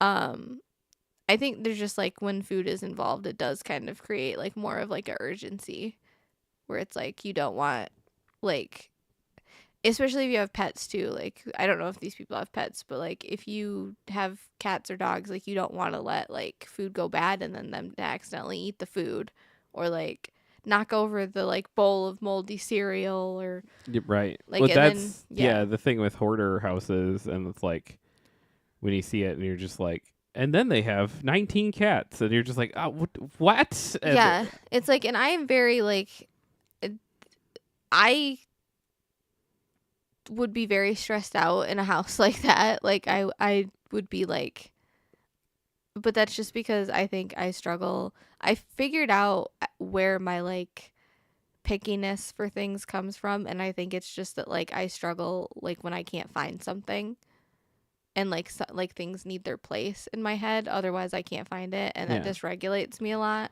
because then I'm like okay, I thought this thing was here. I knew it was here. Like, where is it? And like, that is, I think, where I can come across as like sort of a, I don't want to say like a clean freak, because again, like there's a package of Hershey bar wrappers. There's a random bag of screws that have been sitting on my desk for like weeks now, and I don't know where it came from, and it's not mine.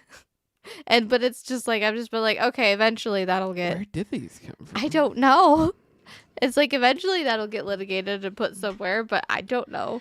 Yeah, I think for me, because I'm really bad at keeping things clean, and I think in a world that like if I had to reset this house, we would have like, and they wouldn't be nice ones. They wouldn't be like ones that felt like special or neat to anybody. And this is where like this doesn't work for you. But I would have like 4 plates, 4 bowls, 4 spoons, 4 forks. Like I would have like, I could almost vibe with that as long as my own plate was my own plate. And everyone, like, if I could just have my own plate, you know? yeah, because like it's a thing where it's like if there was less dishes, then there's always, you always have to do dishes for you do stuff, but then the dishes are always getting clean.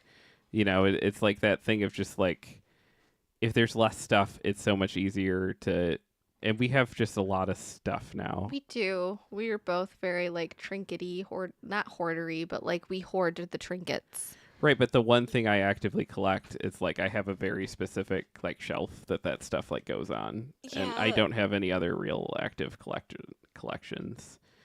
And I mean, you got all this stuff. Some of this stuff is yours. yeah, And like that's nice that like it is on the shelf, and like there is a semblance of organization in our lives. It's just I think the last 2 years has just been like survival mode, and it's like I've never been able to quite get to a point where I can find a place for everything and keep it, because it's like, and this isn't me being like, like I'm mad at everyone because of this. It's just like I don't have a place for things, so no one knows where to put the things, so it's like it's constantly getting moved around, constantly getting like misplaced or lost, or things are like getting thrown away or broken, and like, and that's on me too to like figure that out. But like I said, I've been in like weird survival mode the last like 2 years, and I didn't quite realize it until like last year that like something like just wasn't clicking. And so it's like I do think that if we could like reset everything, yeah, because and like that would help me too, because we could probably get rid of a decent amount of stuff. It's when just sorry, I don't know, because the inventory is not like, I don't have a good way to like look at the inventory of what we have and be like, yes, we need this, or no, we don't need this. when you moved in, I had not very many dishes for this reason. And Oh, then you did. There was just a bunch of them in a dishwasher. yeah, oh yeah, that was a problem. But like I didn't, but like everything collectible I had was either on the walls or in a glass case. Yeah. And as soon as I started a new collection, then I was like, okay, where is this going? And then I built a whole shelf that was like, when these get bought, they put on here. I think my problem is like that I can't like prioritize like doing that. Like I'm like, I can't go get a shelf, or I can't build a shelf right now because there's like 7,000 other things that I have to be doing. So like I'm gonna set this stuff here and I'll get to it later, but like this shelf with my things on it isn't important right now. So that's why it just sets. And like, I can build you shelves and stuff that though, would too. be, yeah, but like I just need to know what that's like half the thing is like I also, it's the first time you've been with a partner that whenever you want to buy something, I'm like, sure. And it turned into like, sure, but where is it going? Because I'm just like, yeah, I don't care. I just, what is the plan for like, it's rough too because I collect stuffed animals. So like I've stopped buying stuffed animals because I'm like, there is a wall or like a wave of them over there, like just chilling. And then I have like tinier ones that I display on shelves, but because I'm trying to like maximize the like what is the word I'm looking for? Like, I'm trying to utilize space the best that I can. So I Yeah. took all the like shelves that I used to have all my stuff on, and it now has like books or like display stuff or whatever. Like, I don't use that for, and then that stuff is like my like cosplay stuff or just like extra clothes and things. But like, I wanted to put blankets there for the longest time, and that didn't really pan out. But anyway, all of that to say, like,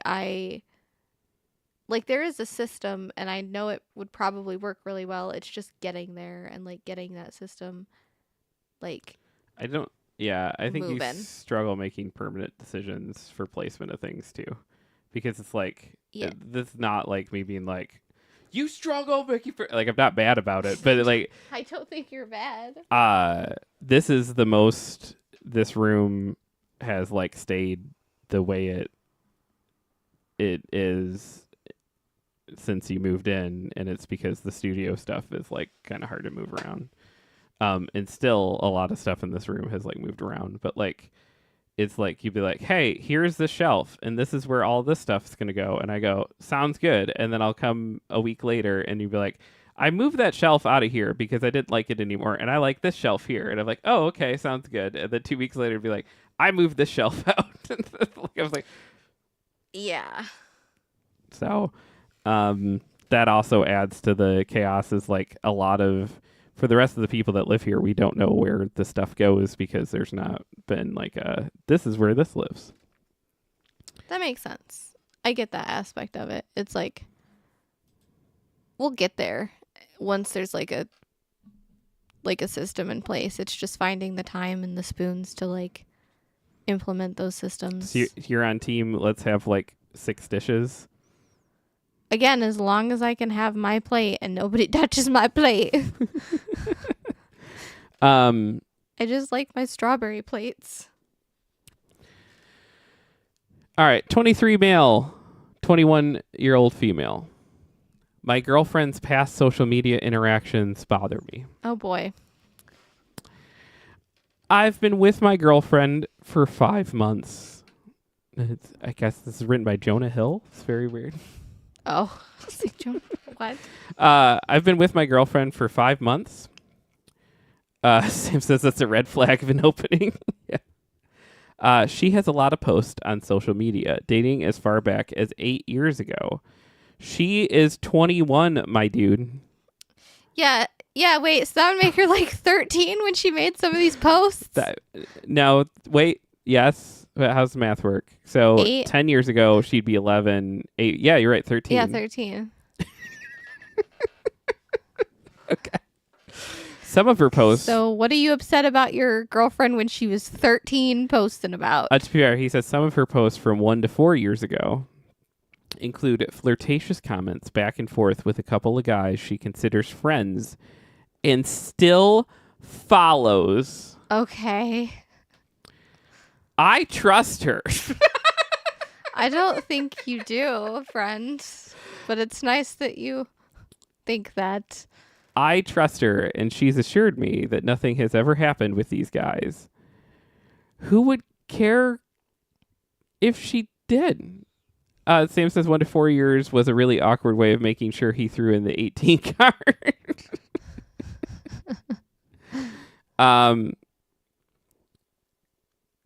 However, sometimes I look at the comments under her old post and they bother me. One of the guys who she's very close with appears on her Instagram a few times, and she's featured on his as well.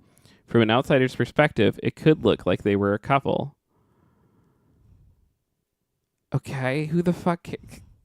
I don't want to seem insecure or controlling by asking her to delete these posts or comments. That's how you're going to come off, dude.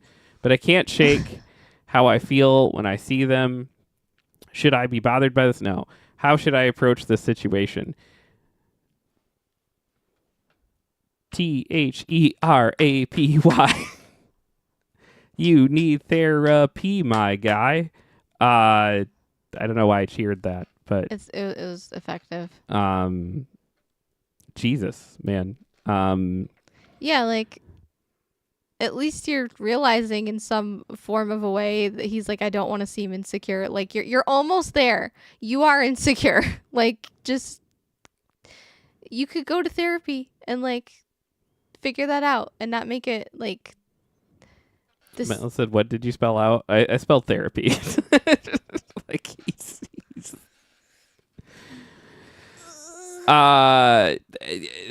that's insane. Like seriously, like it's. Oh, he deleted the post. Okay. I went to refresh it to see if there's more comments, and it was gone. Oh my God. But like there were comments that I could see. It's probably people being like, "Hey, Go to therapy. go to therapy." Goodness gracious. Goodness gracious. Uh, Can we like read one that isn't deleted or has no comments? I'm curious if there's anything. just in relationship advice. Yeah. Yeah, do you want to pick These are one? very basic things that aren't like the one post is just like, hey, talk to your wife and make sure she's okay, and like if you can't handle mess, like I guess live alone. I don't know. Do you want to do my boyfriend won't let me sleep in? What? Was this written by me? Every day he wakes me up at 8 o'clock And the music for goes. a morning show. Music goes. Boop, boop, boop, boop, boop, boop. Yep. And other people say the music is chill. I don't feel like it's chill. I don't feel like it's chill at all. Okay, go ahead. Sam said, "I'm not surprised he took it down. That was a dumbass take." Yeah. My boyfriend, 27-year-old male, won't let me, 26-year-old female, sleep in. My boyfriend and I have been together for almost 2 years. I, 26-year-old female, am a first-time mom to my 5-month-old daughter. Okay, the dude's not going to come off good at this. Nope. Like, you guys have a 5-month-old. Yeah. Let her sleep in, for good Lord. For context, she's waking up to very couple hours through the night wanting to eat. My boyfriend, 27, does not assist me with bedtime or during these middle of the night wakings. He goes to bed whenever he wants. There was just some fire to that whatever he wants. Like, I understand we're typing, we can't understand. But Yeah. that was in the arsenal. There was some force to those typings. Usually before 10 p.m. and sleeps almost the whole night through, except the rare occasion to go pee. The baby's crying doesn't wake him whatsoever, and if it does, he's good at pretending it didn't. He's off on the weekends, and he's an early riser. I, on the other hand, have a hard time waking up in the mornings, and the baby and I like to snuggle from her 7 a.m. wake up to about 10:30 a.m. before starting our day. When he wakes up on the weekends, he does his best to make sure the baby and I wake up as well. What? By whatever means necessary, like being as loud as possible or just picking the baby up and talking to her. When I express my desire to sleep in a little bit, I'm hoping he'll take over with the baby and let me sleep. Yeah, that's what you do. Especially if he's going in there and waking the baby up and then being like, "Oh, the baby's awake. Time for you to get up and deal with it." Like, oh my God, I would be so angry. Or let me and the baby snuggle for another hour or two. He hates this. He acts like I'm the biggest a-hole for wanting to sleep when he's home. He says I have all week to sleep in and should want to be awake and spend time with him. Yet multiple times, usually after I put up a fight, when I finally give up on sleeping in and am fully awake, he goes back to sleep. And if I get upset about it, he suddenly has every right to sleep in. I've read about narcissistic tendencies to disrupt other person's sleep, and I've had moments where I've wondered if he might be one, but I ignored the signs. Oh, she is just like, well, she's like home with a baby during the week. It has nothing to do but research, like what flavor of asshole he is. Yep. Mm-hmm.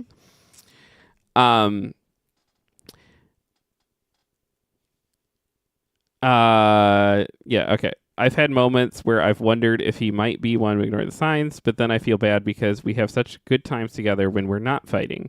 How do I approach this in a way that finally makes him see that I deserve to sleep in? You just You- don't. You You grab the baby and you go to your parents' house, and Yeah. then he'll either get it or you won't. That's unfortunately that's the only.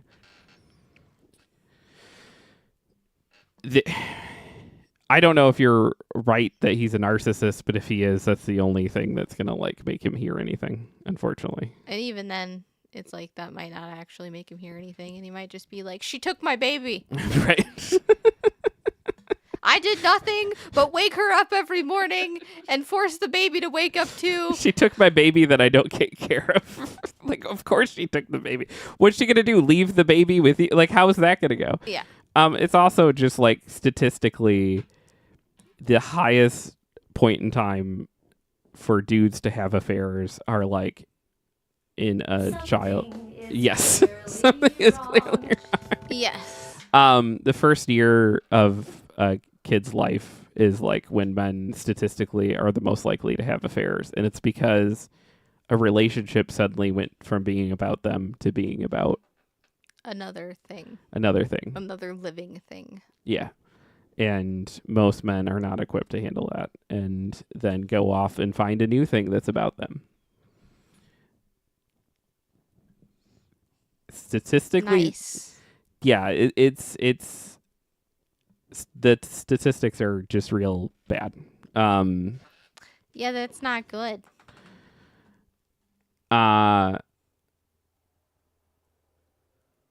Mello said, "Oh, that music on the starting soon screen yesterday that was driving me crazy." Sam said, "To be fair, it doesn't normally loop for 30 minutes." I would like to state that I tried to address my problems before we started the music, and Jeff was like, "No, we're starting so that we can have the starting soon screen going, and then we can jump right into it. If we start it after, they're gonna be waiting for the ads." But I'm like, bro, they're sitting there with like the screen going, like the ads are gonna. I did dream that it would be up for 30 minutes and then we would shut it down. No, but I didn't know how long it was going to take to resolve the glasses situation. And so I was like, okay, I genuinely thought it was either going to be like a few minutes because it was just going to be like click into place or Yeah. something. And like, so I was like, well, we can just start it like a few minutes late. And you're like, no, I must start it right now with this music so the ads can go. And I was like, but I think we should start it when we're ready instead of when we're kind of maybe sort of ready.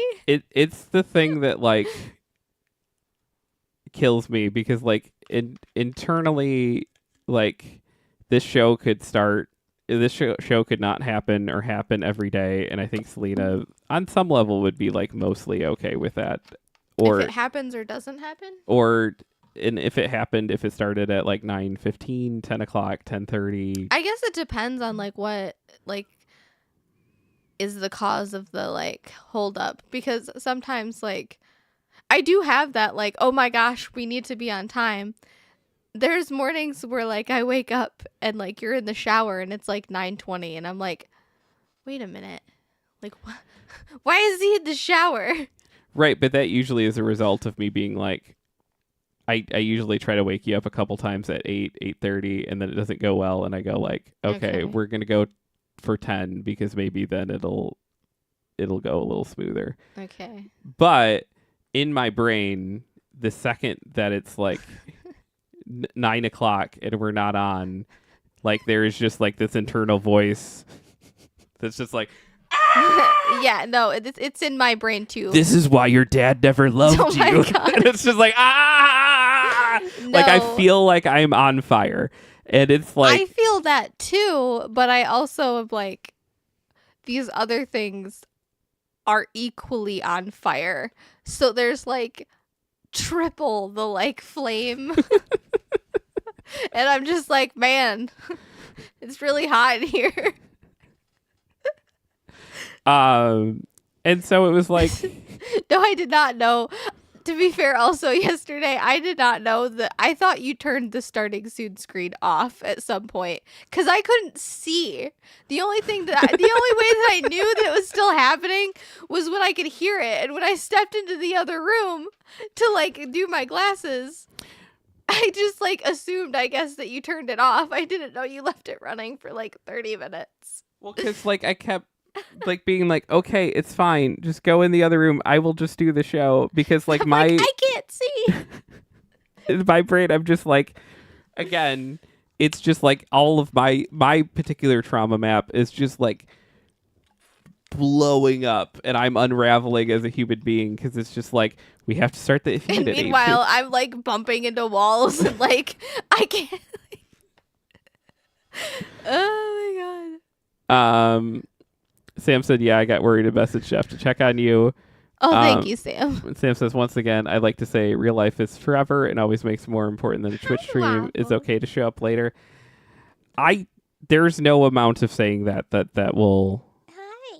We have to figure something out because it's like I didn't know when we were like, hey, we should do a morning show together, that it would set us up for this level of failure. The And stakes are so high. I don't feel like it's. I wish sometimes that I was a cat because there's no schedule. There's no like. They're just wandering around the house and eating, and like The way existing and occasionally wandering up for snuggles and being like, yes, biscuit make. They do have sometimes scheduled biscuit making time. Yeah. But that's kind of like up in the air. It's not ever at a certain time, but it's usually around the evening hours. Yeah, At least. the biscuit times. Biscuit times are evening. And so like, but no, other than that, they have no like sense of like, it's 9:00, time to feel like you're sitting there being like, oh my God, if I don't start the show, I'm going to feel like this thing, like there's this like trauma map inside you that's like, like this is why this isn't going right. And like, I have that too, but like, I'm never like, oh my gosh, like, I feel like when we don't start and it's my fault or like it has something to do with me, that like I am the failure and like there's something wrong with me. But like, I feel like when we start late and it's like anything that has to do with what like involves you, I would never like I don't see you that way. So like, it's weird because I hold myself to this like standard of if we're late and I somehow directly caused it, or indirectly sometimes, because like I said, sometimes you'll be in like the shower and you say that it's my fault, but there'll be times where I'm like awake and just like chilling and you're like, I'm waking up really hard today, I gotta go take a shower. And I'm like, okay. Yeah. This like, I don't feel like the stakes are as high for me like in that direction, if that makes any sense. Yeah, I don't know. We'll figure something out. I'm sure, but like, Because it's like, I don't want to throw the baby out with the bathwater here, but I also don't want to like start every day. throw the baby out with the bathwater. What? You've never heard that phrase before? I feel like I have, but I've definitely heard it. I just contextually even, I know it like works in that way, but that's a really weird saying. Yeah, it's supposed to be though. It's like, you're trying to get rid of the bathwater. Don't throw the baby out. Why too. are you throwing out the bathwater in the first place? Just let it go down the drain. What the fuck? The phrase originates from before there was drains. Oh. Okay. You had to throw out the bathwater. So take your baby out of the bathwater. That's it's saying, it's like it'd be like if we're like, well, let's get rid of the whole morning show, and it's like, just throw the whole thing out. Yeah, and it's like, don't throw the baby out with the bathwater. There is Okay. something to salvage here. It's just like there's something that's not working. So it's like, figure out what that thing. That is still a very odd saying. No. Okay. Samson's schedules are weird. The structure is nice, but the arbitrary rule set is equally infuriating. I think I'm further along in my ADHD journey too, where it's just like I've accepted that it's like if I don't have a schedule, it all falls apart. Everything falls apart. And so I know that about myself, and I can't do the cat thing. I've done it. There's part of me that naturally drifts in that direction, and it's not the best version of me.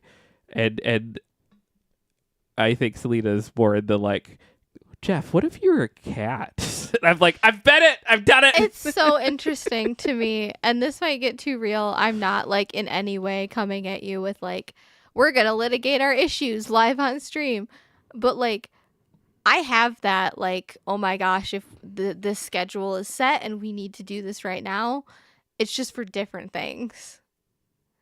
Like, I have like that schedule and anxiety, and like, if I don't do this now, it's not going to get done, and I need to do this right now, and like, this is really important. Like, I need to prioritize this. But like, it's just, for this specific instance, it's like, my brain just doesn't click in that way of like it's important to me, but like, there are other things that are more important, and it's like,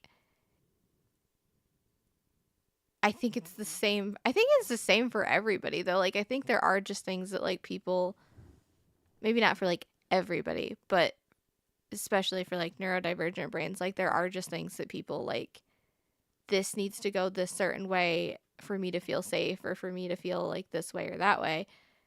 And like, that might not exactly line up with how you feel. Like, I'm sure that when like, I'm like, hey, I need to do this thing at this specific time, and like, not a minute passed, and if we don't, like, the whole world, it seems like the whole world is falling.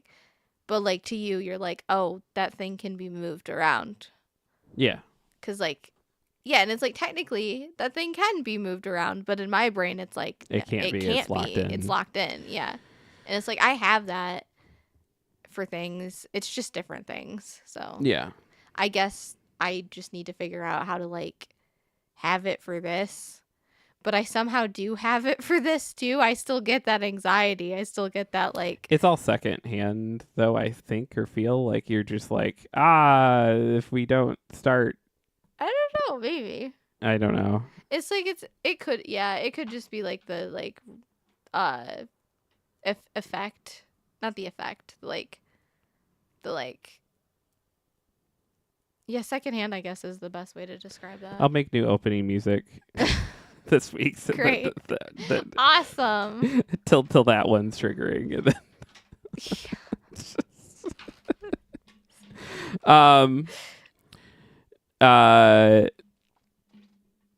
Sam said the wheels on the bus are falling off, falling off, falling off. Jeff off schedule. Yeah. Yep. Yeah. Well, that's the thing, is if this show doesn't start at 9 and it starts at 10, it drifts to noon.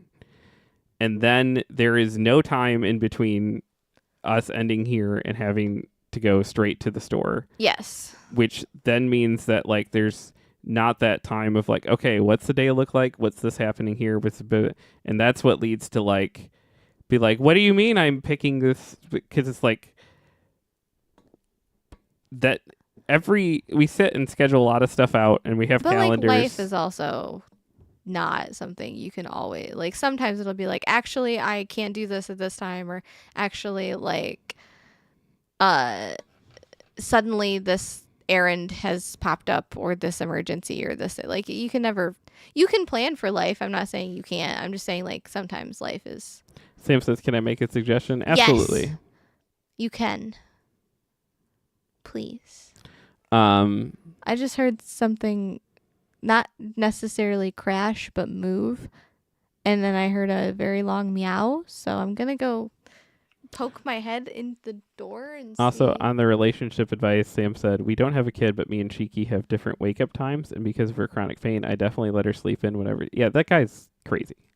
Like, I don't like calling people crazy, but like, just if your general attitude isn't, yo, I should just let my girlfriend sleep in when she can sleep in, I don't really understand. And I know that sounds weird because like we do a morning show, but it's like, I also, every time we make the schedule, I go 9:00. Does that work? And we could schedule the show at a different time. We could, yeah. But it doesn't work for the rest of our life. And so I think there's just a point where I'm just like, eventually I will just like force myself into like, but also like, I think if I'm going to get up at like 8, I need to go to bed at like 1. Like, I need to be in the bed at 1. I need to be like winding down and unconscious by like 1:30 at the latest. Yeah. So. Sam said, if the schedule and falling off schedule is stressing you out, fucking every day, consider streaming one less day a week or so. You guys stream 8 times a week scheduled. Try to run a YouTube channel with long format shorts, run a comic store and raising children and have pets. Like just removing a stream segment. Like how, well, that naturally ends up happening. Just like it's the 64 stream has like happened once and I'm already looking at today and just going like, man, if that was, and I sat and I did the schedule this time in a way that like supposedly that thing would not have issues, and it's like not happened 2 of the 3 times since, and like, Yeah. so that kind of stuff. I hear ya. And that's what we ran. We basically didn't do the co-streaming for months and months for that reason too, so we could like make sure everything at the shop was figured out. And I dropped a bunch of things in my life to add that back in. Yeah. So, which friends were not happy about, but like, it was like, okay, I'm definitely missing having this stuff. So I'm willing to trade this for this. And I don't know. It's the schedule kind of worked where we didn't have to run the shop all the time, and we're trying to figure it out since, and that's great. It's like it was still a struggle when we weren't doing the shop full time, but it definitely wasn't this level of a struggle because it's like, I don't know, like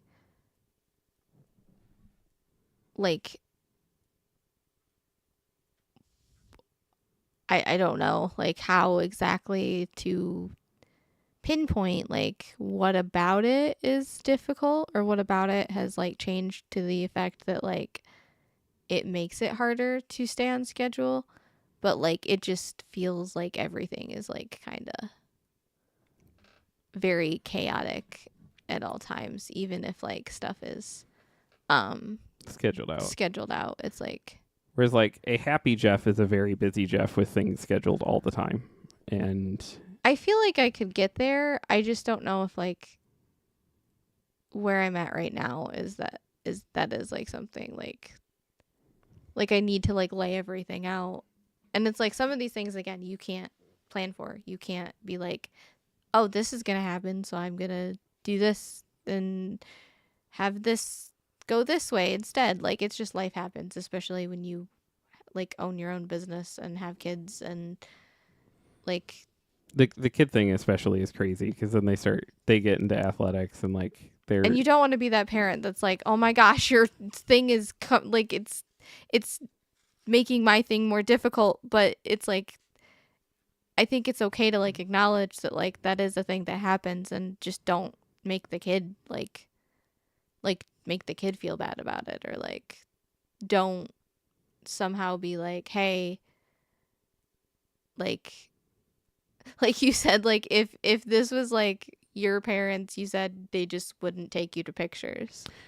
Right, because like for my parents, it was like they had schedules like this, but it was all wrapped up in church. So like it was all ever like, if it ever turned to that, like, well, would God want you to go to basketball pictures, or would he want us to run the service? What do you think God would want us to do? And so it was like everything was just got pushed through that filter. Yeah. And it's like, it's not like it can be like, would God want us to do the Nintendo 64 stream? Like, that doesn't work. Sam says, oof, I repress those kind of guilt trips. Yeah, that was just, that was my life. I was a pastor's kid. So it was like, all of the family worked to make the church stuff happen. Yeah. And it was like, it didn't matter if your glasses broke the morning of church. You had to be dressed and ready for church because we had to be the first people there and the people greeting people as they walked in. Yeah, you and I have those kind of litigations pretty frequently where it's like, it doesn't matter like what this thing is. It's like if this is a job or something that like you're prioritizing, like whatever happens around you, unless it's like an emergency, like can wait. And it's like in my brain that just doesn't like it again, it is like important to me, and I do really like this show, and I do really like streaming, and I like feel good when I do those things. It's just like I don't ever want like streaming and doing this show to feel like 100% a job. Like I know in and of itself, if you want to like if you want to like lean heavy into it at some point and do it frequently, like you are going to have to take it seriously 100%, but like I just don't ever want to like turn it around and be like, "Oh, this is not fulfilling anymore." Like this is actually like something that's like not fun anymore, and I'm just phoning it in because like it's rough because for me though, it's like there's one or the other, and it's like for things that like I'm either writing in which like I have a time that I write every day and it happens, and the second I start going like, well, I'm gonna sleep in today. Oh, I slept in yesterday, so that it's like this week's already messed up. I'll I have hit it that hard next week. too. Right, but then I just look at my life and then I'm not doing a lot of the things that I. Yeah, that's why like the scheduling stuff out in blocks is super helpful. I definitely think that like that is a tool that like not even just you and I, but like most people like could benefit from if they're struggling in that way. Like I just think that like there's things in life and things like individually or like situationally that can change that for those specific moments in time. I do too, but I think the bar for that is ridiculously high. Yeah, and I have my own things where I'm like, unless the world around me is like exploding, this thing needs to happen or I don't feel safe. Like I get that aspect of it. It's just different stuff. Sam says, oof, I repress those kinds of guilt trips. Thanks, Jeff. I had my hand accidentally smashed into a car door and still had to go play piano and praise band because Jesus. I'm so sorry. But that I don't know. I don't know. I must not have come out the other side of that, Sam, where I'm just like my brain is still like, well, yeah, if you could play like I just And how would you be able to play? Like you wouldn't if you smashed your hand in a. You could do chords with one hand. Okay, well, and then you can't do it at full capacity, but like no, and then in my head, I'm just like that would hurt. But like it's part of the I grew up in the era where it's like, hey, Isaiah Thomas won this playoff game because he went out on a broken ankle. Yeah, and scored all these points. I understand all that. And like can't walk today, but like that's how the Pistons won, and they like so it's like yeah, but he can't walk today. Like he gave that up for what? Being someone who won 2 national championships in basketball, which is a thing that cool, so many people. He's not going to be able to like chase his grandkids through the yard. So. Yeah, but they get to say my grandpa was Isaiah Thomas. Like they would I much rather have their grandpa chase them through the yard, I think. But hey. I don't think we're ever going to agree on this. No, probably not. Especially because you're trying to tell me that sports are important, and I just don't. I do not have that. No, I think if you're, I do think like striving. It's like when I did stand up, and I really liked doing stand up, but it was like I would get gigs that other people wouldn't get, and they'd be like, I don't get why like you get all these feature spots and like I don't. But they would be the people that would be like, yeah, it's a little snowy out. I don't think I'm gonna like go today, or like, oh, like this is going on. So and they would cancel gigs, and then they wouldn't get gigs, and then they would be mad about like not getting gigs. But it's like you are not reliable. Right. I get that aspect of like where if you push yourself and you are like the same thing is like. Let me think of how to word this. It's like, I don't. Sam says, painfully, Lena, that's how. But God doesn't give us more than we can handle. Yeah, I don't miss church either. I mean, I do, actually, weirdly. I don't miss. The, like, community feeling was probably the community feeling, the like, yeah, having. I do miss like playing music. Like there's so many things that outside of church I've not been able to, because it's the same thing. It's like I'll get in a band and I'll be like, this is awesome, and then it's like, well, let's not practice today because so and so is not feeling up to it. Let's not do this today, and then all of a sudden you don't have a band anymore. Yeah. And it's just like, no, the consistency is important, and like the drive and motivation and sticking with a habit is important. And it's like it's even harder for people with like neurodivergent brains to form a habit than it is for people who have not spicy brains. Like it's insane to me that people wake up every day and brush their teeth. Like I have to literally be like, go to the bathroom and brush your, like I have to like tell myself. I have to like, and if I'm like in the bathroom already, like when I took a shower or a bath yesterday, I was just like, you're in the bathroom. You're waiting for the bath to fill up. Just brush your fucking teeth. Like, but like some people would just be like, oh, it's 8:00. I've got to get up. Time to brush my teeth. And I'm just like, my grandma tried so hard to get me into that like mode. And then as soon as I didn't have someone reminding me to brush my teeth every morning, I've struggled went right out the window. I've struggled since COVID because the wake up and brush your teeth thing never worked for me, but brush your teeth when you leave the house did. Yeah. And then there was so much less leaving the house or like running into other humans when you did, and then it was like my like decades of habits broke down. And yeah, I don't know. Sam says, I replaced the community feeling with Twitch community. You know, my Sunday morning stream is to give all of us lost souls to have a safe space to come together and hang out. Yeah. And that makes sense. And like, I think, and I feel that way about this show too, which is the other part of it is just like, then when we're not doing it, I'm just like, oh, these people wanted this to start their day and it's not here. And it's just like, but again, my brain is still in that like, yeah, it doesn't matter, you know, church starts at noon.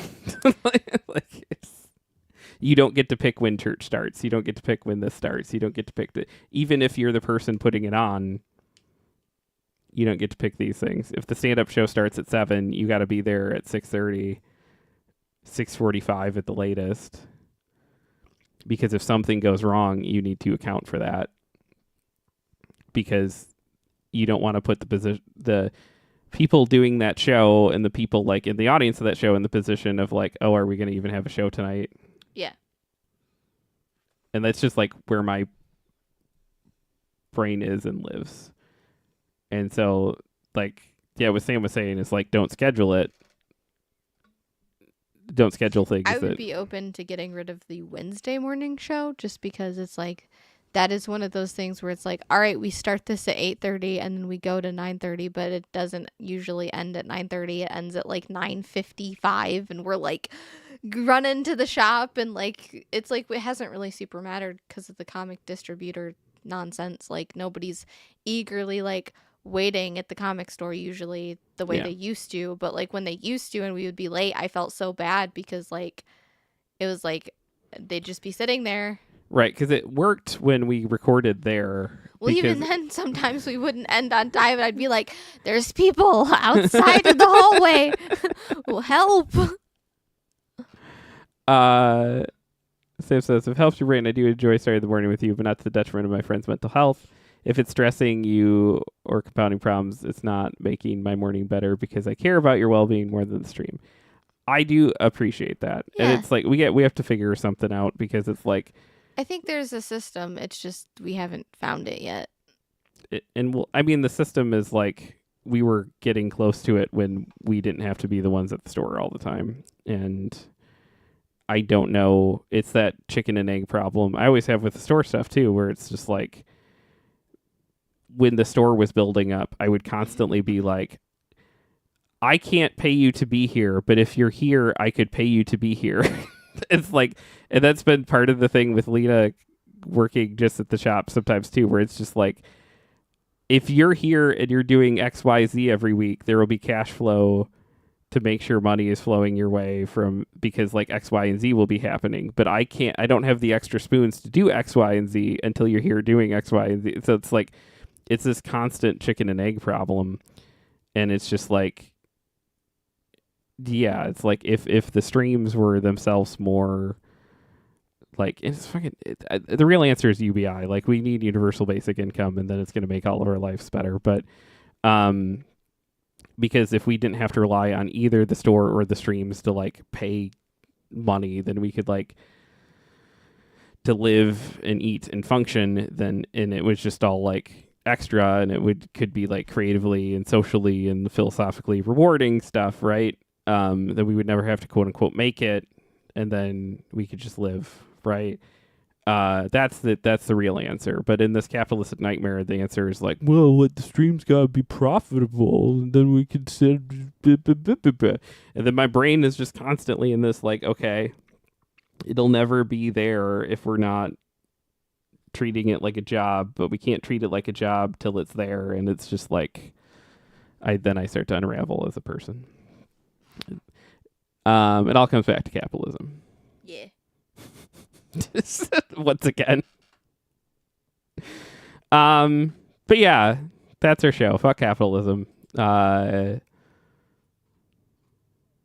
Which I won't make my moniker to end every show with, because that's already, how they ended Waypoint for years, and then capitalism ate that, and then now it's how they end. Gosh, I can never remember their new show's name. Remap. Because they wanted to do something that was like a riff on them basically restarting Waypoint, and so they went with Remap. But unfortunately, I can never remember what that is. Sam says, I actively try to fight capitalism. Me too. But the problem is I now have a person that I care about that I'm not doing a good enough job taking care of. I mean, you just bought me new glasses frames. I think you're fine in that aspect. I don't know that like that. Again, I'm like, oh my god, you spent money on my glasses frames. But it's like, that is still something that was needed. And I am like, you should pat yourself on the back more often for that. I guess. I just, I want to take better care of you. But I also don't want to like... Oh, thanks, buddy. Go hard into capitalism to do it. No, I'm just kidding. We can take care of each other. Yeah. By the way, we've been putting a lot of work into the YouTube. Go check it out, please. It's over there. I just posted the link. There's a whole bunch of like we edit stuff like way down. So it's like right now as she's doing these Resident Evil playthroughs, I'm getting those up there. But we edit down to like just the bits. Sam says go sub to Jeff and Lena on YouTube. They're almost to 50 subscribers. Yes, please too. We are? Yep. I haven't checked that in a minute. I've looked at the videos. I did not look at our profile. Also, patreon.com/dorkduck. We are running a sale right now. Speaking of give money. Give Speaking of capitalism. But no, it's like no one needs to ever give us money, but a lot of people choose to, and they're wonderful for doing so.